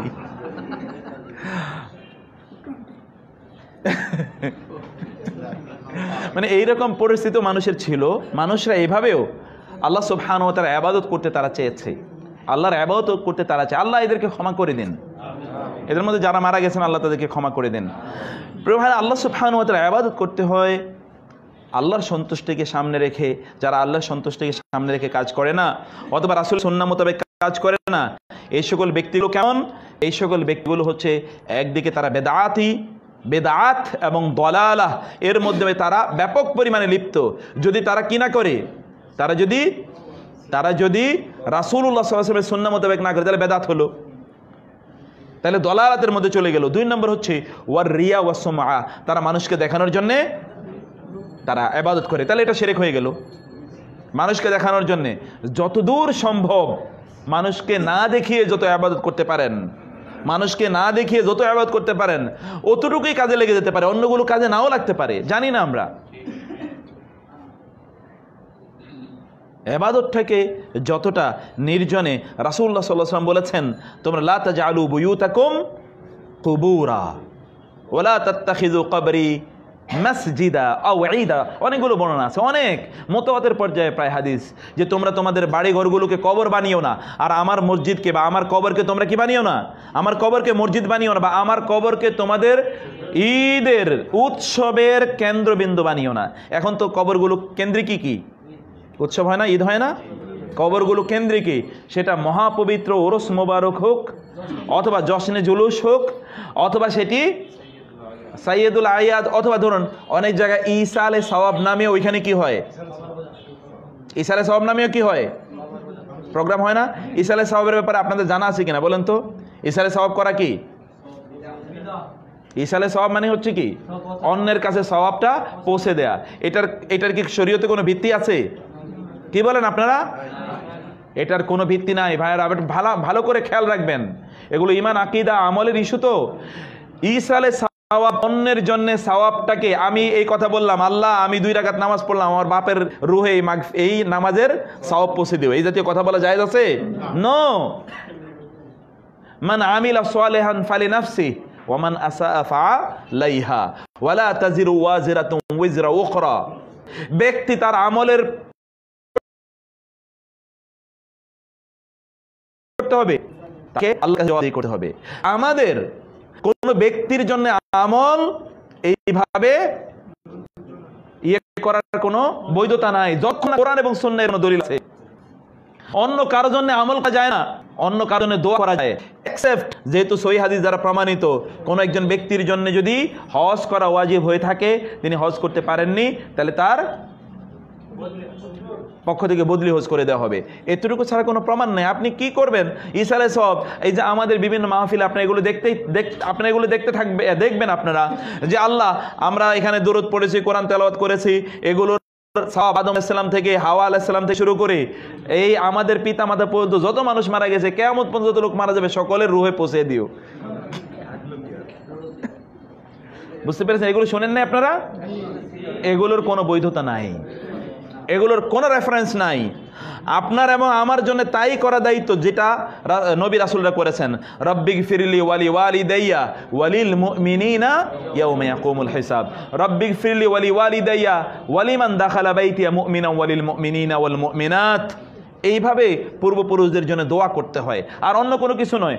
অতএব ঈসালে সওয়াব অন্যের রুহে বকশিয়ে দেয়া, এগুলোর কোনো ভিত্তি নাই, এগুলোর কোনো ভিত্তি নাই, এগুলো আমাদের করারও প্রয়োজন নাই, এগুলো আমাদের করারও কোনো প্রয়োজন নাই। এই সকল কাজগুলো আপনারা করবেন না। প্রিয় ভাইরা, যে এটা বলছিলাম যে আল্লাহ সুবহানাহু ওয়া তাআলার সন্তুষ্টির জন্য ইবাদত করা এবং রাসূলুল্লাহ সাল্লাল্লাহু আলাইহি ওয়াসাল্লামের সুন্নাহ অনুসারে আমাদের আমলটা করা, এটা খুবই গুরুত্বপূর্ণ। আর 4 নম্বরে কিছু কিছু লোক আছে আল্লাহ সুবহানাহু ওয়া তাআলার নির্দেশে তারা ইবাদত করেন, কিন্তু তারা আল্লাহ সন্তুষ্টির জন্য করেন না। নির্দেশ কার? আল্লাহর। আল্লাহ আদেশ করেছেন, এই জন্য তারা ইবাদত করেন, কিন্তু আল্লাহ সন্তুষ্টিটা তারা বুঝেন না। এদের ইবাদতটা এক ধরনের ব্যায়াম, শারীরিক ব্যায়াম। এদের ইবাদতটা কি? এক ধরনের শারীরিক ব্যায়াম। এই ইবাদতের কোনো রূহ নাই, এই ইবাদত তার জীবনে কোনো পরিবর্তন ঘটাতে পারে না, এই ইবাদতটাকে সে এনজয় করে না, এই ইবাদতের স্পিরিটটা তার মাঝে কাজ করে না। প্রিয় ভাই, আমি অন্য সময় বলেছিলাম, আপনাদেরকেও বলি, আমরা এখন থেকে 7-8 দিন আগে, আপনারা ভালো করে শুনুন, খাবারের মধ্যেও শুনুন, এখন থেকে 7-8 দিন আগে থেকে নোয়াখালী থেকে একটা ছেলে ফোন করলো যে স্যার আমার কিছু ইস্যু আছে, আপনার সাথে আলোচনা করতে চাই, কয়েকটা ইস্যু আছে, আলোচনা করেন বলেন। বলে স্যার আপনি আমার কথা শুনে আমাকে ভিন্নভাবে ভাববেন না, আমি কয়েক মাস আগে মুসলমান হয়েছি, কিন্তু আমি সত্যিকারে বলি, আমি যে নামাজে দাঁড়ালে আমি যে নামাজটাকে কিভাবে এনজয় করি আপনাকে আমি বোঝাতে পারবো না স্যার।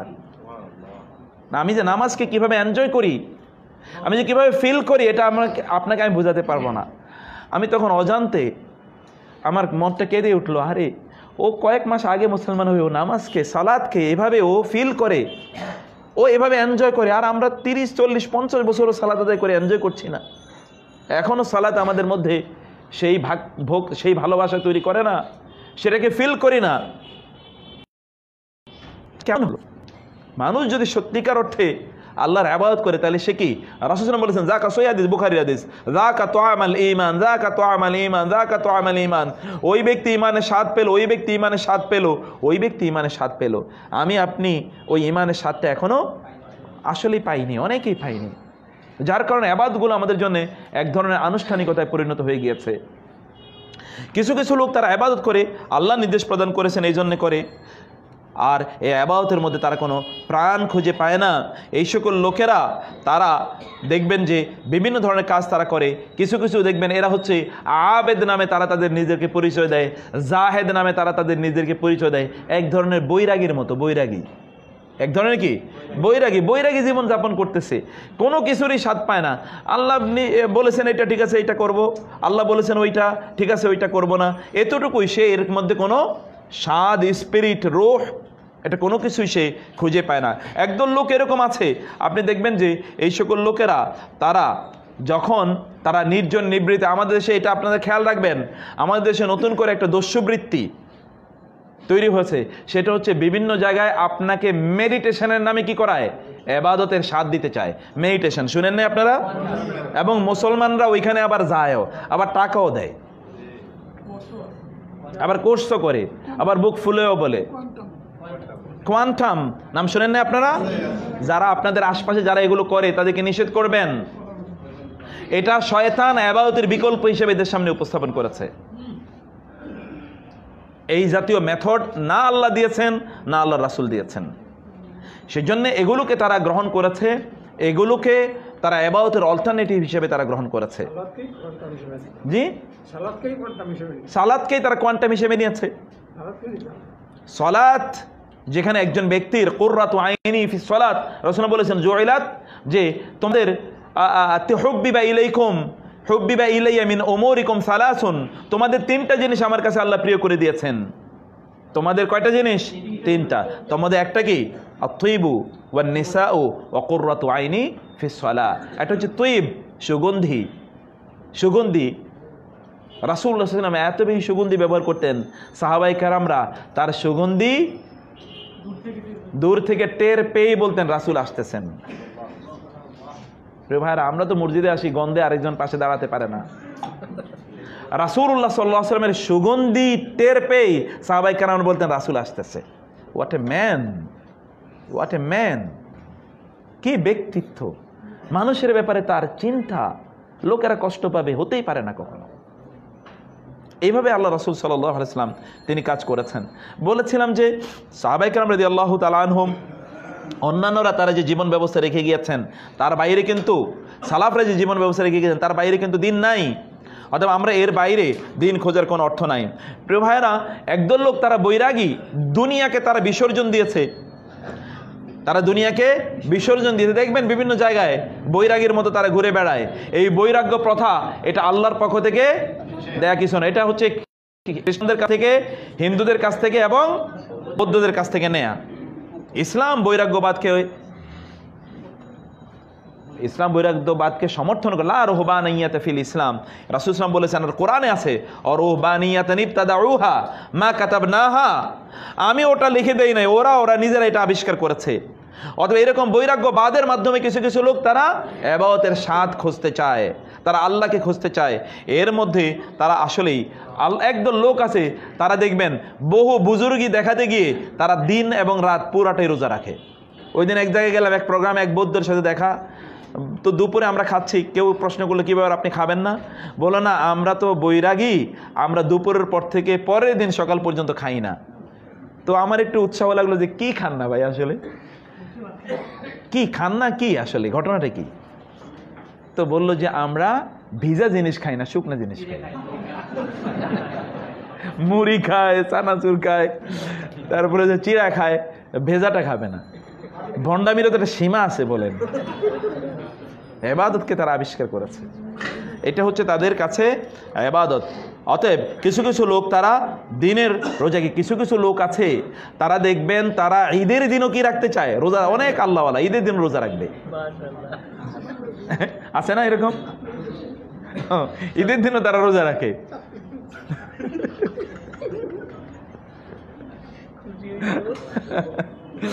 একদল লোক তারা দিনটাকে আসলেই তারা বুঝতে পারেনি।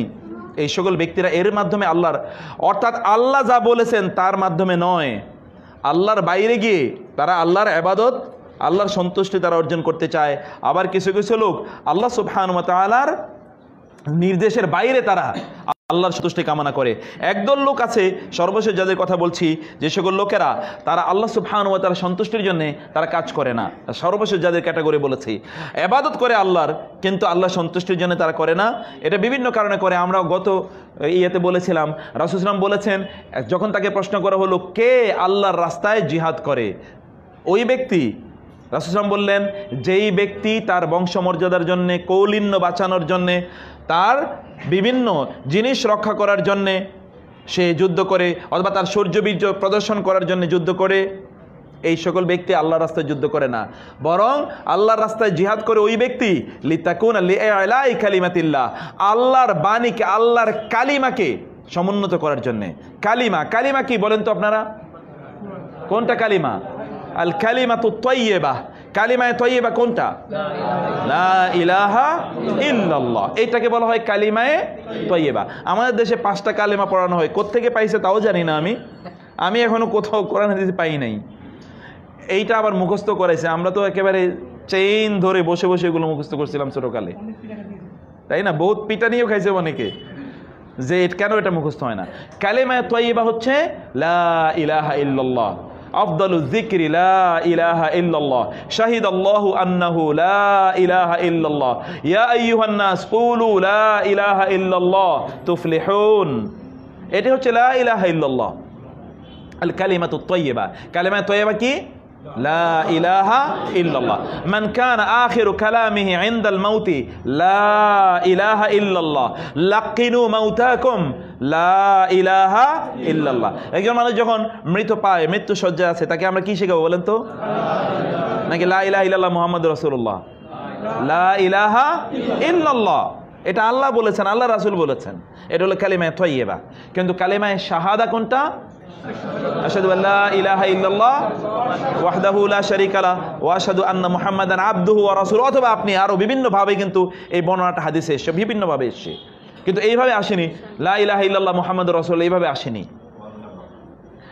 আশহাদু আল্লা ইলাহা ইল্লাল্লাহ ওয়া আন্না মুহাম্মাদার রাসূলুল্লাহ এভাবে এসেছে, অথবা আরো বিভিন্ন বর্ণনা আছে, এই আলোচনা আমি যাচ্ছি না। অতএব লা ইলাহা ইল্লাল্লাহ কি? কালিমা। লা ইলাহা ইল্লাল্লাহ কালিমা। এতটুকু আমাদেরকে বুঝতে হবে, জানতে হবে। যাই হোক, আমরা বলছিলাম যে আল্লাহ সুবহানাহু ওয়া তাআলার সন্তুষ্টির জন্য ইবাদত করতে হবে, এটা ইবাদতের শ্রেষ্ঠতম মাকাম।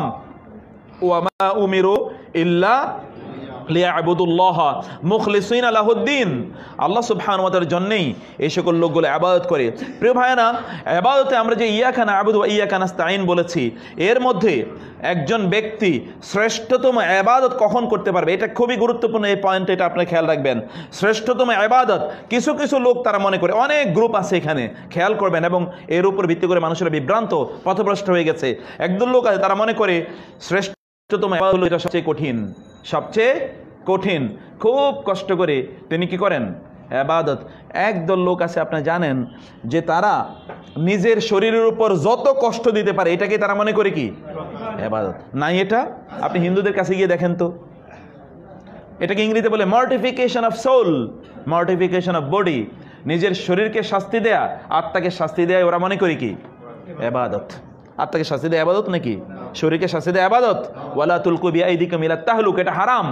লা দারারা ওয়ালা দিরারা ফিল ইসলাম। রাসূল বলেছেন সহিহ হাদিস যে নিজেরও ক্ষতি করা যায় না, অন্যরও ক্ষতি করা যায়, এটা হারাম, এটা হারাম। কোন অবস্থায় এটা ইসলাম অনুমোদন করে না। অতএব একদল লোক মনে করে অনেক কষ্ট করে ইবাদত করাটাকে কি বিদআত। হজে রাসূল সাল্লাল্লাহু দেখলেন এক লোক, তিনি খুবই বৃদ্ধ, তিনি কাবার চারপাশে তাওয়াফ করছেন। রাসূল বলে কি ব্যাপার, ওরে ওটের উপর বসাও। বলে না, উনি নিয়ত করেছেন উনি কষ্ট করে হেঁটে কি করবেন, তাওয়াফ করবেন। রাসূল বললেন এর মধ্যে কোনো কি নাই, এর মধ্যে কোনো কল্যাণ নাই, এর মধ্যে কোনো কল্যাণ। ইউরিদুল্লাহু বিকুমুল ইউসরা ওয়ালা ইউরিদু বিকুমুল উসরা ওয়া মা জাআলা আলাইকুম ফিদ-দীনি মিন হারাজ। আল্লাহ দ্বীনের মধ্যে কোনো কষ্ট রাখেন নাই। এক লোক তিনি ইয়েতে গিয়েছেন, মদিনায় গিয়েছেন। মদিনায় গিয়ে তিনি কি করেন, জুতা ছাড়াই, রোদের মানে গরম ইয়ের মধ্যে তিনি জুতা ছাড়াই হাঁটতেছেন। প্রশ্ন করলো কি ব্যাপার? বলে যে রাসূল সাল্লাল্লাহু আলাইহি এখানে হেঁটেছেন, আমি জুতা নিয়ে এখানে হাঁটবো?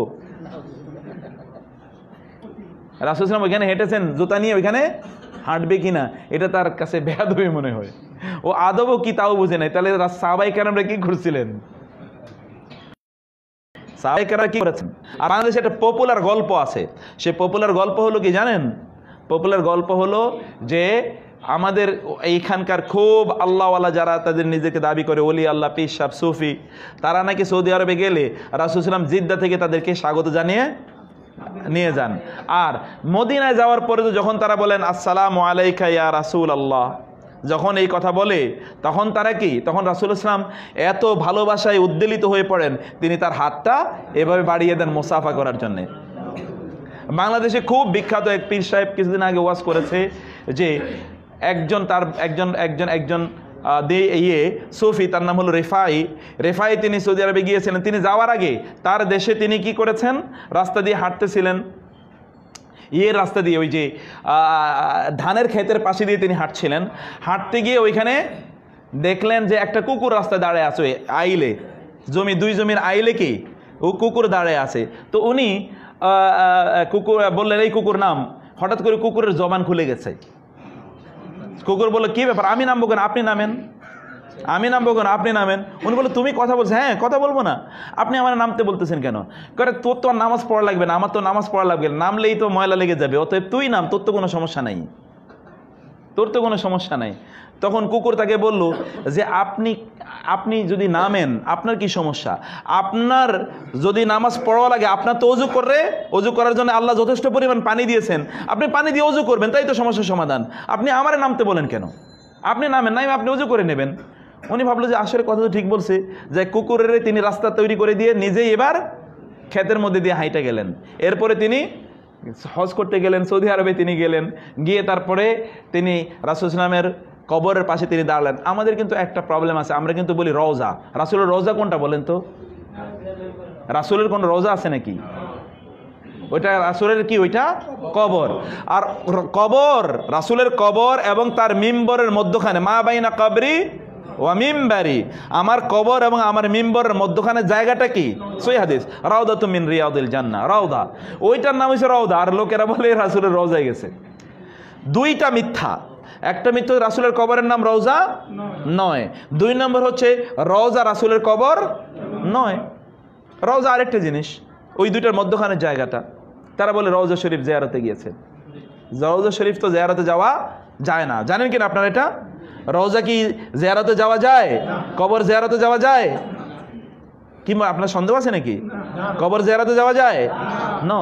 যারা মসজিদ নববীতে সালাত আদায় করতে যাবেন তারাই শুধুমাত্র ওইখানে জিয়ারত করবেন, অন্য কেউ না। হ্যাঁ, তারাই শুধুমাত্র ওইখানে ইয়ে করবেন, অন্য কেউ না। তাইলে আমরা যে কথা বলছিলাম যে একদল লোক তারা নিজেকে কষ্ট দেয়, তিনি ওইখানে গেছেন, গিয়ে তিনি বললেন রাসূল ইসলামের কবরের পাশে তিনি দাঁড়িয়ে বললেন, আমি আপনাকে সালাম দেব, তবে এতদিন পর্যন্ত আমি যে কথা বলে এসেছি দীর্ঘ বছর, বহু বছর পর্যন্ত, সেই কথাটাই আমি আপনাকে বলি। আমি তো আল্লাহ সুবহানাহু ওয়া তাআলার কাছে আপনার ধর্ণা ধরে বিভিন্ন ধরনের দোয়া চেয়েছিলাম, আমি শুধুমাত্র সেই স্মৃতিচারণগুলো আপনার জন্য করছি। আমি তো আপনাকে পরম ভালোবাসি, পরম ভালোবাসার কথা, শুধু সালাম দেওয়া বাদ দিয়ে পরম ভালোবাসার কথাটাই আমি আপনাকে জানাচ্ছি এখন। এই কথা শোনার পর রাসূল সাল্লাল্লাহু আলাইহি ওয়াসাল্লাম এতটা আবেগ আপ্লুত হয়ে পড়লেন, তিনি এবার হাত বাড়িয়ে দিলেন। ৭০,০০০ লোক ওই হাত দেখলো। রাসূলের কবরের আশপাশে সর্বোচ্চ ২০০ থেকে ৩০০ লোক দাঁড়াতে পারবে। ৭০,০০০ লোক কেমনে দেখলো এই হাত বলেন তো? মানে মিথ্যাচারেরও তো একটা সুযোগ আছে মানুষের, কিন্তু এগুলো বলে বলে কিন্তু তারা মানুষের সামনে দাঁড়ায়, তারা তো কান্না করতে করতে, কেউ আবার গাছে ওলায় ফেয়ে উঠে কান্না করতে করতে, এত কান্না করে শুনলাম কি রে। এই সকল গাঁজাখুরি গল্প অবস্থায় ঠিক নয়, কিন্তু এগুলো আমাদের মধ্যে আবেগ তৈরি করে। লোকেরা অনেক বেশি কষ্ট দেওয়ার মধ্যে কোনো কি নাই, কল্যাণ নয়। আপনি আপনার সামর্থ্য অনুসারে ইবাদত করবেন। তারা তাদের নিজেদেরকে বিভিন্ন ধরনের কষ্ট দেওয়ার পরে তারা তাদের ইবাদত করে থাকে। তারা একটা মিথ্যা বক্তব্য হাদিস হিসেবে তারা বলে, সেটা হচ্ছে আফদালুল আমালি আহমারুহা, সেই আমল শ্রেষ্ঠ যেটার মধ্যে কষ্ট বেশি। এটাকে তারা কি হাদিস হিসেবে প্রসাব করে, অথচ এটা হাদিসই নয়, এটা মিথ্যা বক্তব্য, রাসূল সাল্লাল্লাহু আলাইহি ওয়াসাল্লামের কথা নয় এটা। অতএব প্রিয় ভাইরা, আমাদের যতটুকু সামর্থ্য আছে ততটুকু সামর্থ্যের মধ্যেই যা ইবাদত করি, এটা খেয়াল রাখবেন। ততটুকু সামর্থ্যের মধ্যেই যা ইবাদত করি সেটাই কি শ্রেষ্ঠতম ইবাদত। একটু দ্রুত যাই। ২ নম্বর হচ্ছে, কেউ কেউ মনে করছেন যে শ্রেষ্ঠতম ইবাদত হচ্ছে দুনিয়ার সাথে সম্পর্ক ছিন্ন করা, এটা শ্রেষ্ঠতম ইবাদত। এবং এই জাতীয় লোকেরা তারা মনে করে যে দুনিয়ার সাথে সম্পর্ক ছিন্ন করাই মূল লক্ষ্য, দুনিয়া বাদ দেয়া, দুনিয়াকে প্রত্যাখ্যান করা, এটাই শ্রেষ্ঠতম ইবাদত। তারা এটা মনে করে। এবং বৈরাগীরা, এক ধরনের সুফিরা ওই দিকে গিয়েছে। সুইমান হচ্ছে দুনিয়া বাদ দিয়ে তারপরে সে আপনার মোটা জামা কাপড় পরে তারপরে সে বিভিন্ন জায়গায় ঘুরে বেড়ায়, এইটাকে তারা মনে করছে সুফিবাদ। ওইখানে সুফি থেকে সৌফ মানে হচ্ছে মোটা পশমের জামা, এইখান থেকে তারা এই শব্দটা তারা ব্যবহার করেছে। একদল লোক আছে এটা। আরেক দল লোক তারা মনে করে যে না, দুনিয়া ছাড়া নয়, কিন্তু দুনিয়াতে যে সকল আসবাব আছে এই সকল উপকরণগুলো ব্যবহার করে ২৪ ঘন্টায় বা প্রত্যেকটা মুহূর্তেই আল্লাহ সুবহানাহু ওয়া তাআলার ইবাদতে তার নিজকে নিয়োজিত রাখা। দুনিয়ার সাথে কোনো সম্পর্ক তারা রাখবে না, কিন্তু এই দুনিয়ার বিভিন্ন উপকরণ ব্যবহার করে আল্লাহর ইবাদত করে। ওরা আল্লাহর ইবাদত করে ভিন্নভাবে, দুনিয়াকে ছেড়ে দেয় তারা মনে করে আল্লাহর ইবাদত। যেমন একদল আছে, তারা দেখবেন কোনো ইবাদত নাই, তারা তাজাররুদ মানে হচ্ছে সব কিছু থেকে তারা নিজেদেরকে উইথড্র করে তারা মনে করে যে আমরা তো সব কিছু উইথড্র করেছি, এখন তো গডের সাথে আমি একাকার হয়ে গিয়েছি, আল্লাহর সাথে একাকার হয়ে গিয়েছি। সুফিবাদে এটাকে বলা হয় ফানা ফিল্লাহ। সুফিবাদে এটাকে কি বলে? ফানা ফিল্লাহ অথবা বাকা বিল্লাহ। ফানা ফিল্লাহ অথবা বাকা বিল্লাহ। ফানা ফিল্লাহ মানে হচ্ছে তিনি এখন ইবাদতে এমন একটা স্তরে পৌঁছে গিয়েছেন, এখন আল্লাহর সাথে এবং তার মাঝে কি নাই, কোনো বিভেদ নাই, পার্থক্য নেই, তিনি আল্লাহর একটা অংশ, নাউযুবিল্লাহ। অথবা এখন তিনি আল্লাহর মধ্যেই কি বিলীন হয়ে গেছেন, অথবা তিনি বাকা বিল্লাহ, আল্লাহর মধ্যেই তিনি বেঁচে আছেন। আপনি আমাকে দেখেন আর আল্লাহকে দেখেন, কোনো পার্থক্য নাই। আনাল হক, যেটা মনসুর আল হাল্লাজ বলেছিল, আমি আল্লাহ। এইভাবে একদল লোক তারা ইবাদতটাকে তারা এই জায়গায় নিয়ে গেছে। 3 নম্বরে একদল লোক তারা মনে করে থাকে সেটাই শ্রেষ্ঠতম ইবাদত, যে ইবাদতটা ব্যক্তি তার নিজের জন্যই শুধুমাত্র করেনি, অন্যেরও কি হয়, অন্যেরও লাভ হয়, অন্যেরও উপকার হয়। একদল লোক দেবেন মানবতাবাদী, তোমার ধর্ম কি?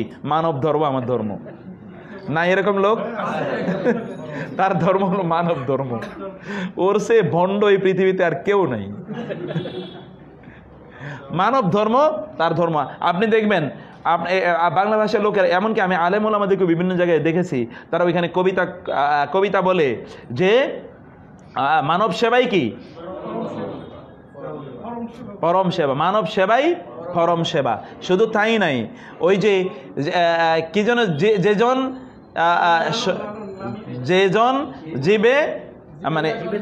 জীবে দয়া করেছে সেজন সেবিছে ঈশ্বর, এগুলো তারা বলে থাকে।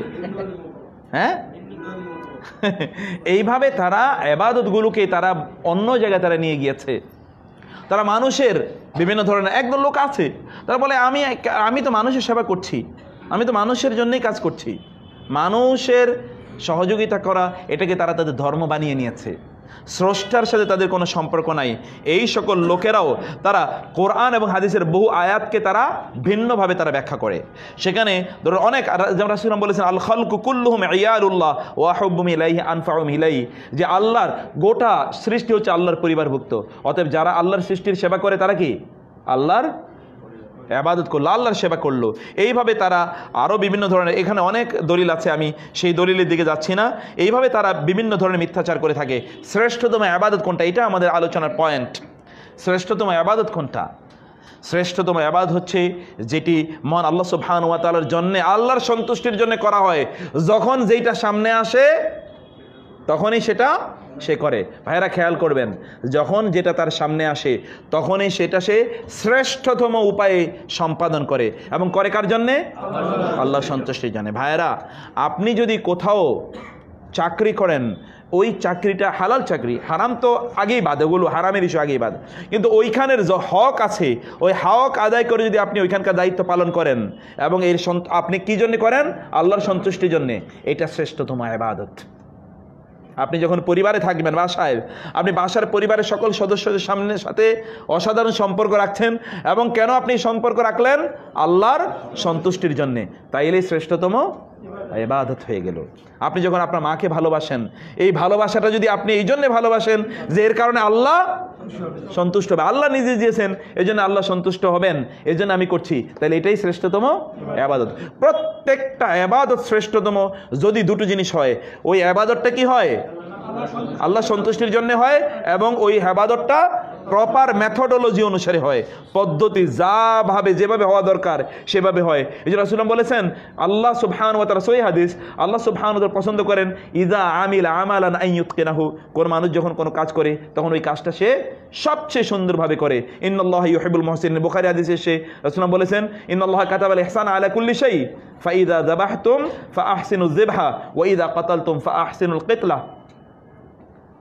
রাসূলুল্লাহ বলেন, আল্লাহ তোমাদের জন্য সব কাজ সবচেয়ে ভালোভাবে করাকে ফরজ করে দিয়েছেন, সব কাজই সবচেয়ে উত্তমভাবে করাকে ফরজ করে দিয়েছেন। যখন তোমরা জবাই করবে কিভাবে? সবচেয়ে ভালোভাবে।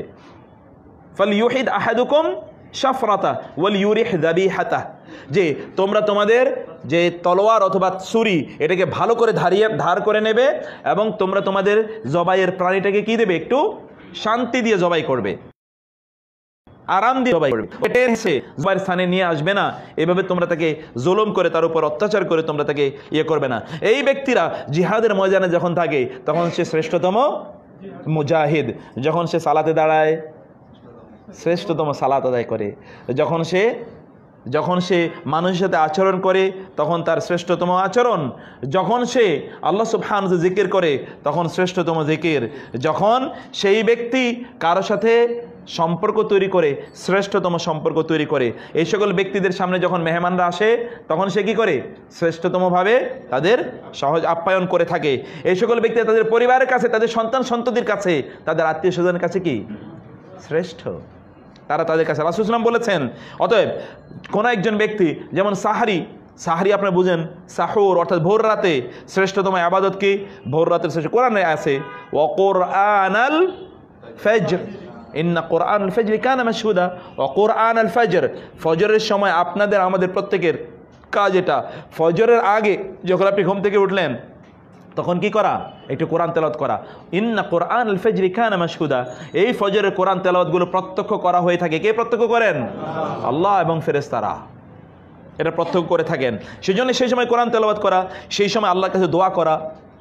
কোরআনে আল্লাহ সুবহানাহু বলেছেন ওয়াবিল আসহারি হুম ইস্তাগফিরুন, ওই সাহারির সময় তারা আল্লাহর কাছে ইস্তিগফার করে। তাতাজাফা জুনুবুহুম আনিল মাদাজি'i ইয়াদউনা রাব্বাহুম খাউফান ওয়া তামাআ ওয়া মিম্মা রাযাকনাহুম ইউনফিকুন, একদল লোক আছে তারা তাদের বিছানা থেকে তাদের পিঠটাকে আলাদা করে আল্লাহর কাছে তাকিয়ে তাদের প্রার্থনাগুলো তুলে ধরে। সেই আপনি জানেন রাতের শেষ ভাগে আল্লাহ নেমে আসেন প্রথম আকাশে এবং তিনি কি করেন? মানুষের কাছে তিনি আহ্বান করে বলে না, হে কে আছো যে আমার আহ্বানে সাড়া দেবে? এই অনেক বিষয় আছে। অতএব কোনো একজন ব্যক্তি যখন, খেয়াল করবেন, যখন কোনো একজন ব্যক্তি এমনকি জ্ঞান অর্জন করে, তিনি শ্রেষ্ঠতম জ্ঞান অর্জন করে। আপনি যেটা পড়বেন প্রিয় ভাইরা, কি পড়বেন, পড়ার ক্ষেত্রেও কিন্তু আপনাকে অবশ্যই সিদ্ধান্ত নিতে হবে যে আপনি কি পড়ছেন। যা তা পড়লেই চলবে না, যা পাইছেন তাই খাবেন, তাই গিলবেন, তাই পড়বেন, তা তো নয়। পড়ারও একটা রুচির ব্যাপার। আপনার রুচিটা কোন লেভেলের, আপনি কি বই পড়তেছেন তাই প্রমাণ করে দেবে। অর্থাৎ আপনি যদি নিম্ন রুচির মানুষ হন তাহলে নিম্ন মানের বই পড়বেন, উচ্চ রুচির মানুষ হলে আপনার রুচি যদি খুবই ভালো হয় তাহলে সেরকম বই পড়বেন। এটা তো রুচি, এটা একটা রুচি না, এটা একটা রুচি। You will have to develop your taste, আপনি সেটা করতে হবে। আপনি যখন আজানের সময় যখন আসবে তখন আপনি কি করবেন? আজানের সময় শ্রেষ্ঠতম ইবাদত কি? আজানের উত্তর দেয়, এটা শ্রেষ্ঠতম ইবাদত। অর্থাৎ প্রত্যেকটা সময়ের শ্রেষ্ঠতম ইবাদত আছে। আপনি যখন আজানের সময় শ্রেষ্ঠতম ইবাদত করবেন, 5 ওয়াক্ত সালাত যখন আপনি পড়বেন তখন শ্রেষ্ঠতম উপায়ে আপনি সালাত আদায় করবেন। সালাত মুয়াদ্দিস, হাদিসে এসেছে, সহিহ হাদিসে, সল্লি সালাতা মুয়াদ্দিন, তুমি বিদায়ী সালাত পড়ো। প্রত্যেকবারই যখন সালাত আদায় করবে, কেমন সালাত আদায় করবে? বিদায়ী সালাত আদায় করবে। সালাতের সময়ের জন্য শ্রেষ্ঠতম সময় হচ্ছে প্রথম ওয়াক্তে সালাত আদায় করা। ইল্লা সালাতুল ইশা, রাসূলুল্লাহ বলতেন যে আমি যদি কষ্ট না হতো তাহলে আমি সালাতুল ইশাকে আরো দেরি করে পড়াতাম। অতএব এটা ছাড়া অন্য সকল সালাত রাসূলকে প্রশ্ন করলো শ্রেষ্ঠতম ইবাদত কি, তিনি বলেন as-সালাতু আলা ওয়াক্তিহা। এই প্রত্যেকটাই কিন্তু সহিহ হাদিস দ্বারা প্রমাণিত। আমি বলছি আপনাদেরকে, যখন কোনো একজন ব্যক্তি কাউকে সহযোগিতা করবে, সহযোগিতার ক্ষেত্রে তার কি শ্রেষ্ঠতম ইবাদত কি? তার সামর্থ্য অনুসারে সহযোগিতা করে যাবে। রাসূল সাল্লাল্লাহু আলাইহি ওয়াসাল্লামকে প্রশ্ন করা হলো শ্রেষ্ঠতম দান কি, তিনি বললেন জুহুদুল মুকিল, যার কম আছে কম থেকে দান করা, এটা শ্রেষ্ঠতম দান। আপনি মনে করবেন আমার তো টাকা পয়সা আমি দান করব, আপনার 2 টাকা আর যার 1000 কোটি টাকা আছে ওর 1 কোটি টাকা এক সমান। আপনার 2 টাকা আর ওর 1 কোটি টাকা এক সমান, অথবা আপনার 2 টাকা তার চেয়ে বেশি মূল্যবান। জুহুদুল মুকিল, কম ব্যক্তি, কম আছে, সেই কম থেকে তিনি দান করছেন, এটা আল্লাহ সুবহানাহু ওয়া তাআলার কাছে শ্রেষ্ঠতম দান। যখন কোন একজন ব্যক্তির দানের শ্রেষ্ঠতম অবস্থা কি, তিনি দান করছেন যারা সবচেয়ে বেশি অসহায় তাদেরকে তিনি দান করছেন তিনি নির্জনে নিবৃত্তি, কাউকে দেখায় দান করেন না। প্রত্যেকটা ইবাদতের একটা শ্রেষ্ঠতম ক্যাটাগরি আছে, তো শ্রেষ্ঠতম ভাবে শ্রেষ্ঠতম মানুষ শ্রেষ্ঠতম ইবাদতটি করে থাকে। আপনি যদি শ্রেষ্ঠতমদের তালিকায় যেতে চান তাহলে শ্রেষ্ঠতম ইবাদতগুলো আপনি জানুন। আমরা কোনো এক সময় এখানে আলোচনা করব।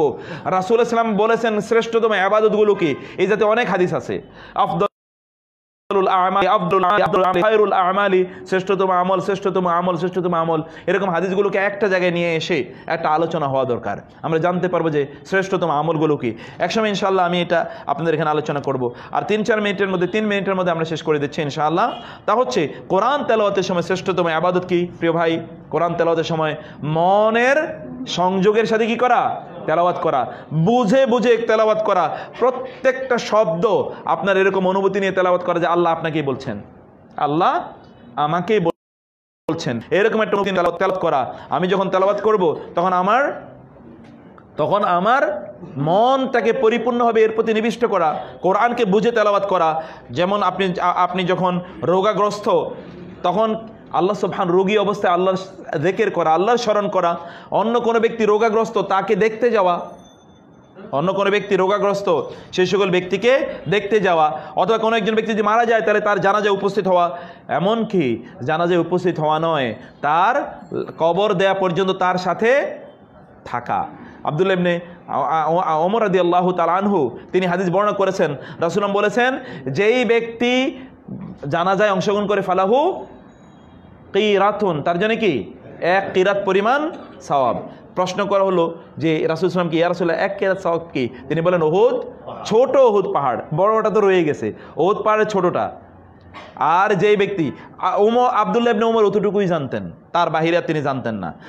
এরপরে তাকে কেউ একজন বলল, রাসূল সাল্লাল্লাহু আলাইহি ওয়াসাল্লাম আরেকটু বলেছেন, কি বলেছেন? বললেন যে রাসূল সাল্লাল্লাহু আলাইহি ওয়াসাল্লাম বলেছেন, যেই ব্যক্তি এই জানাজা লাশ দাফন হওয়া পর্যন্ত তার সাথে সাথে থাকবে, তার জন্য কিরাতানে, তার জন্য কয়টা কিরাত? 2 কিরাত।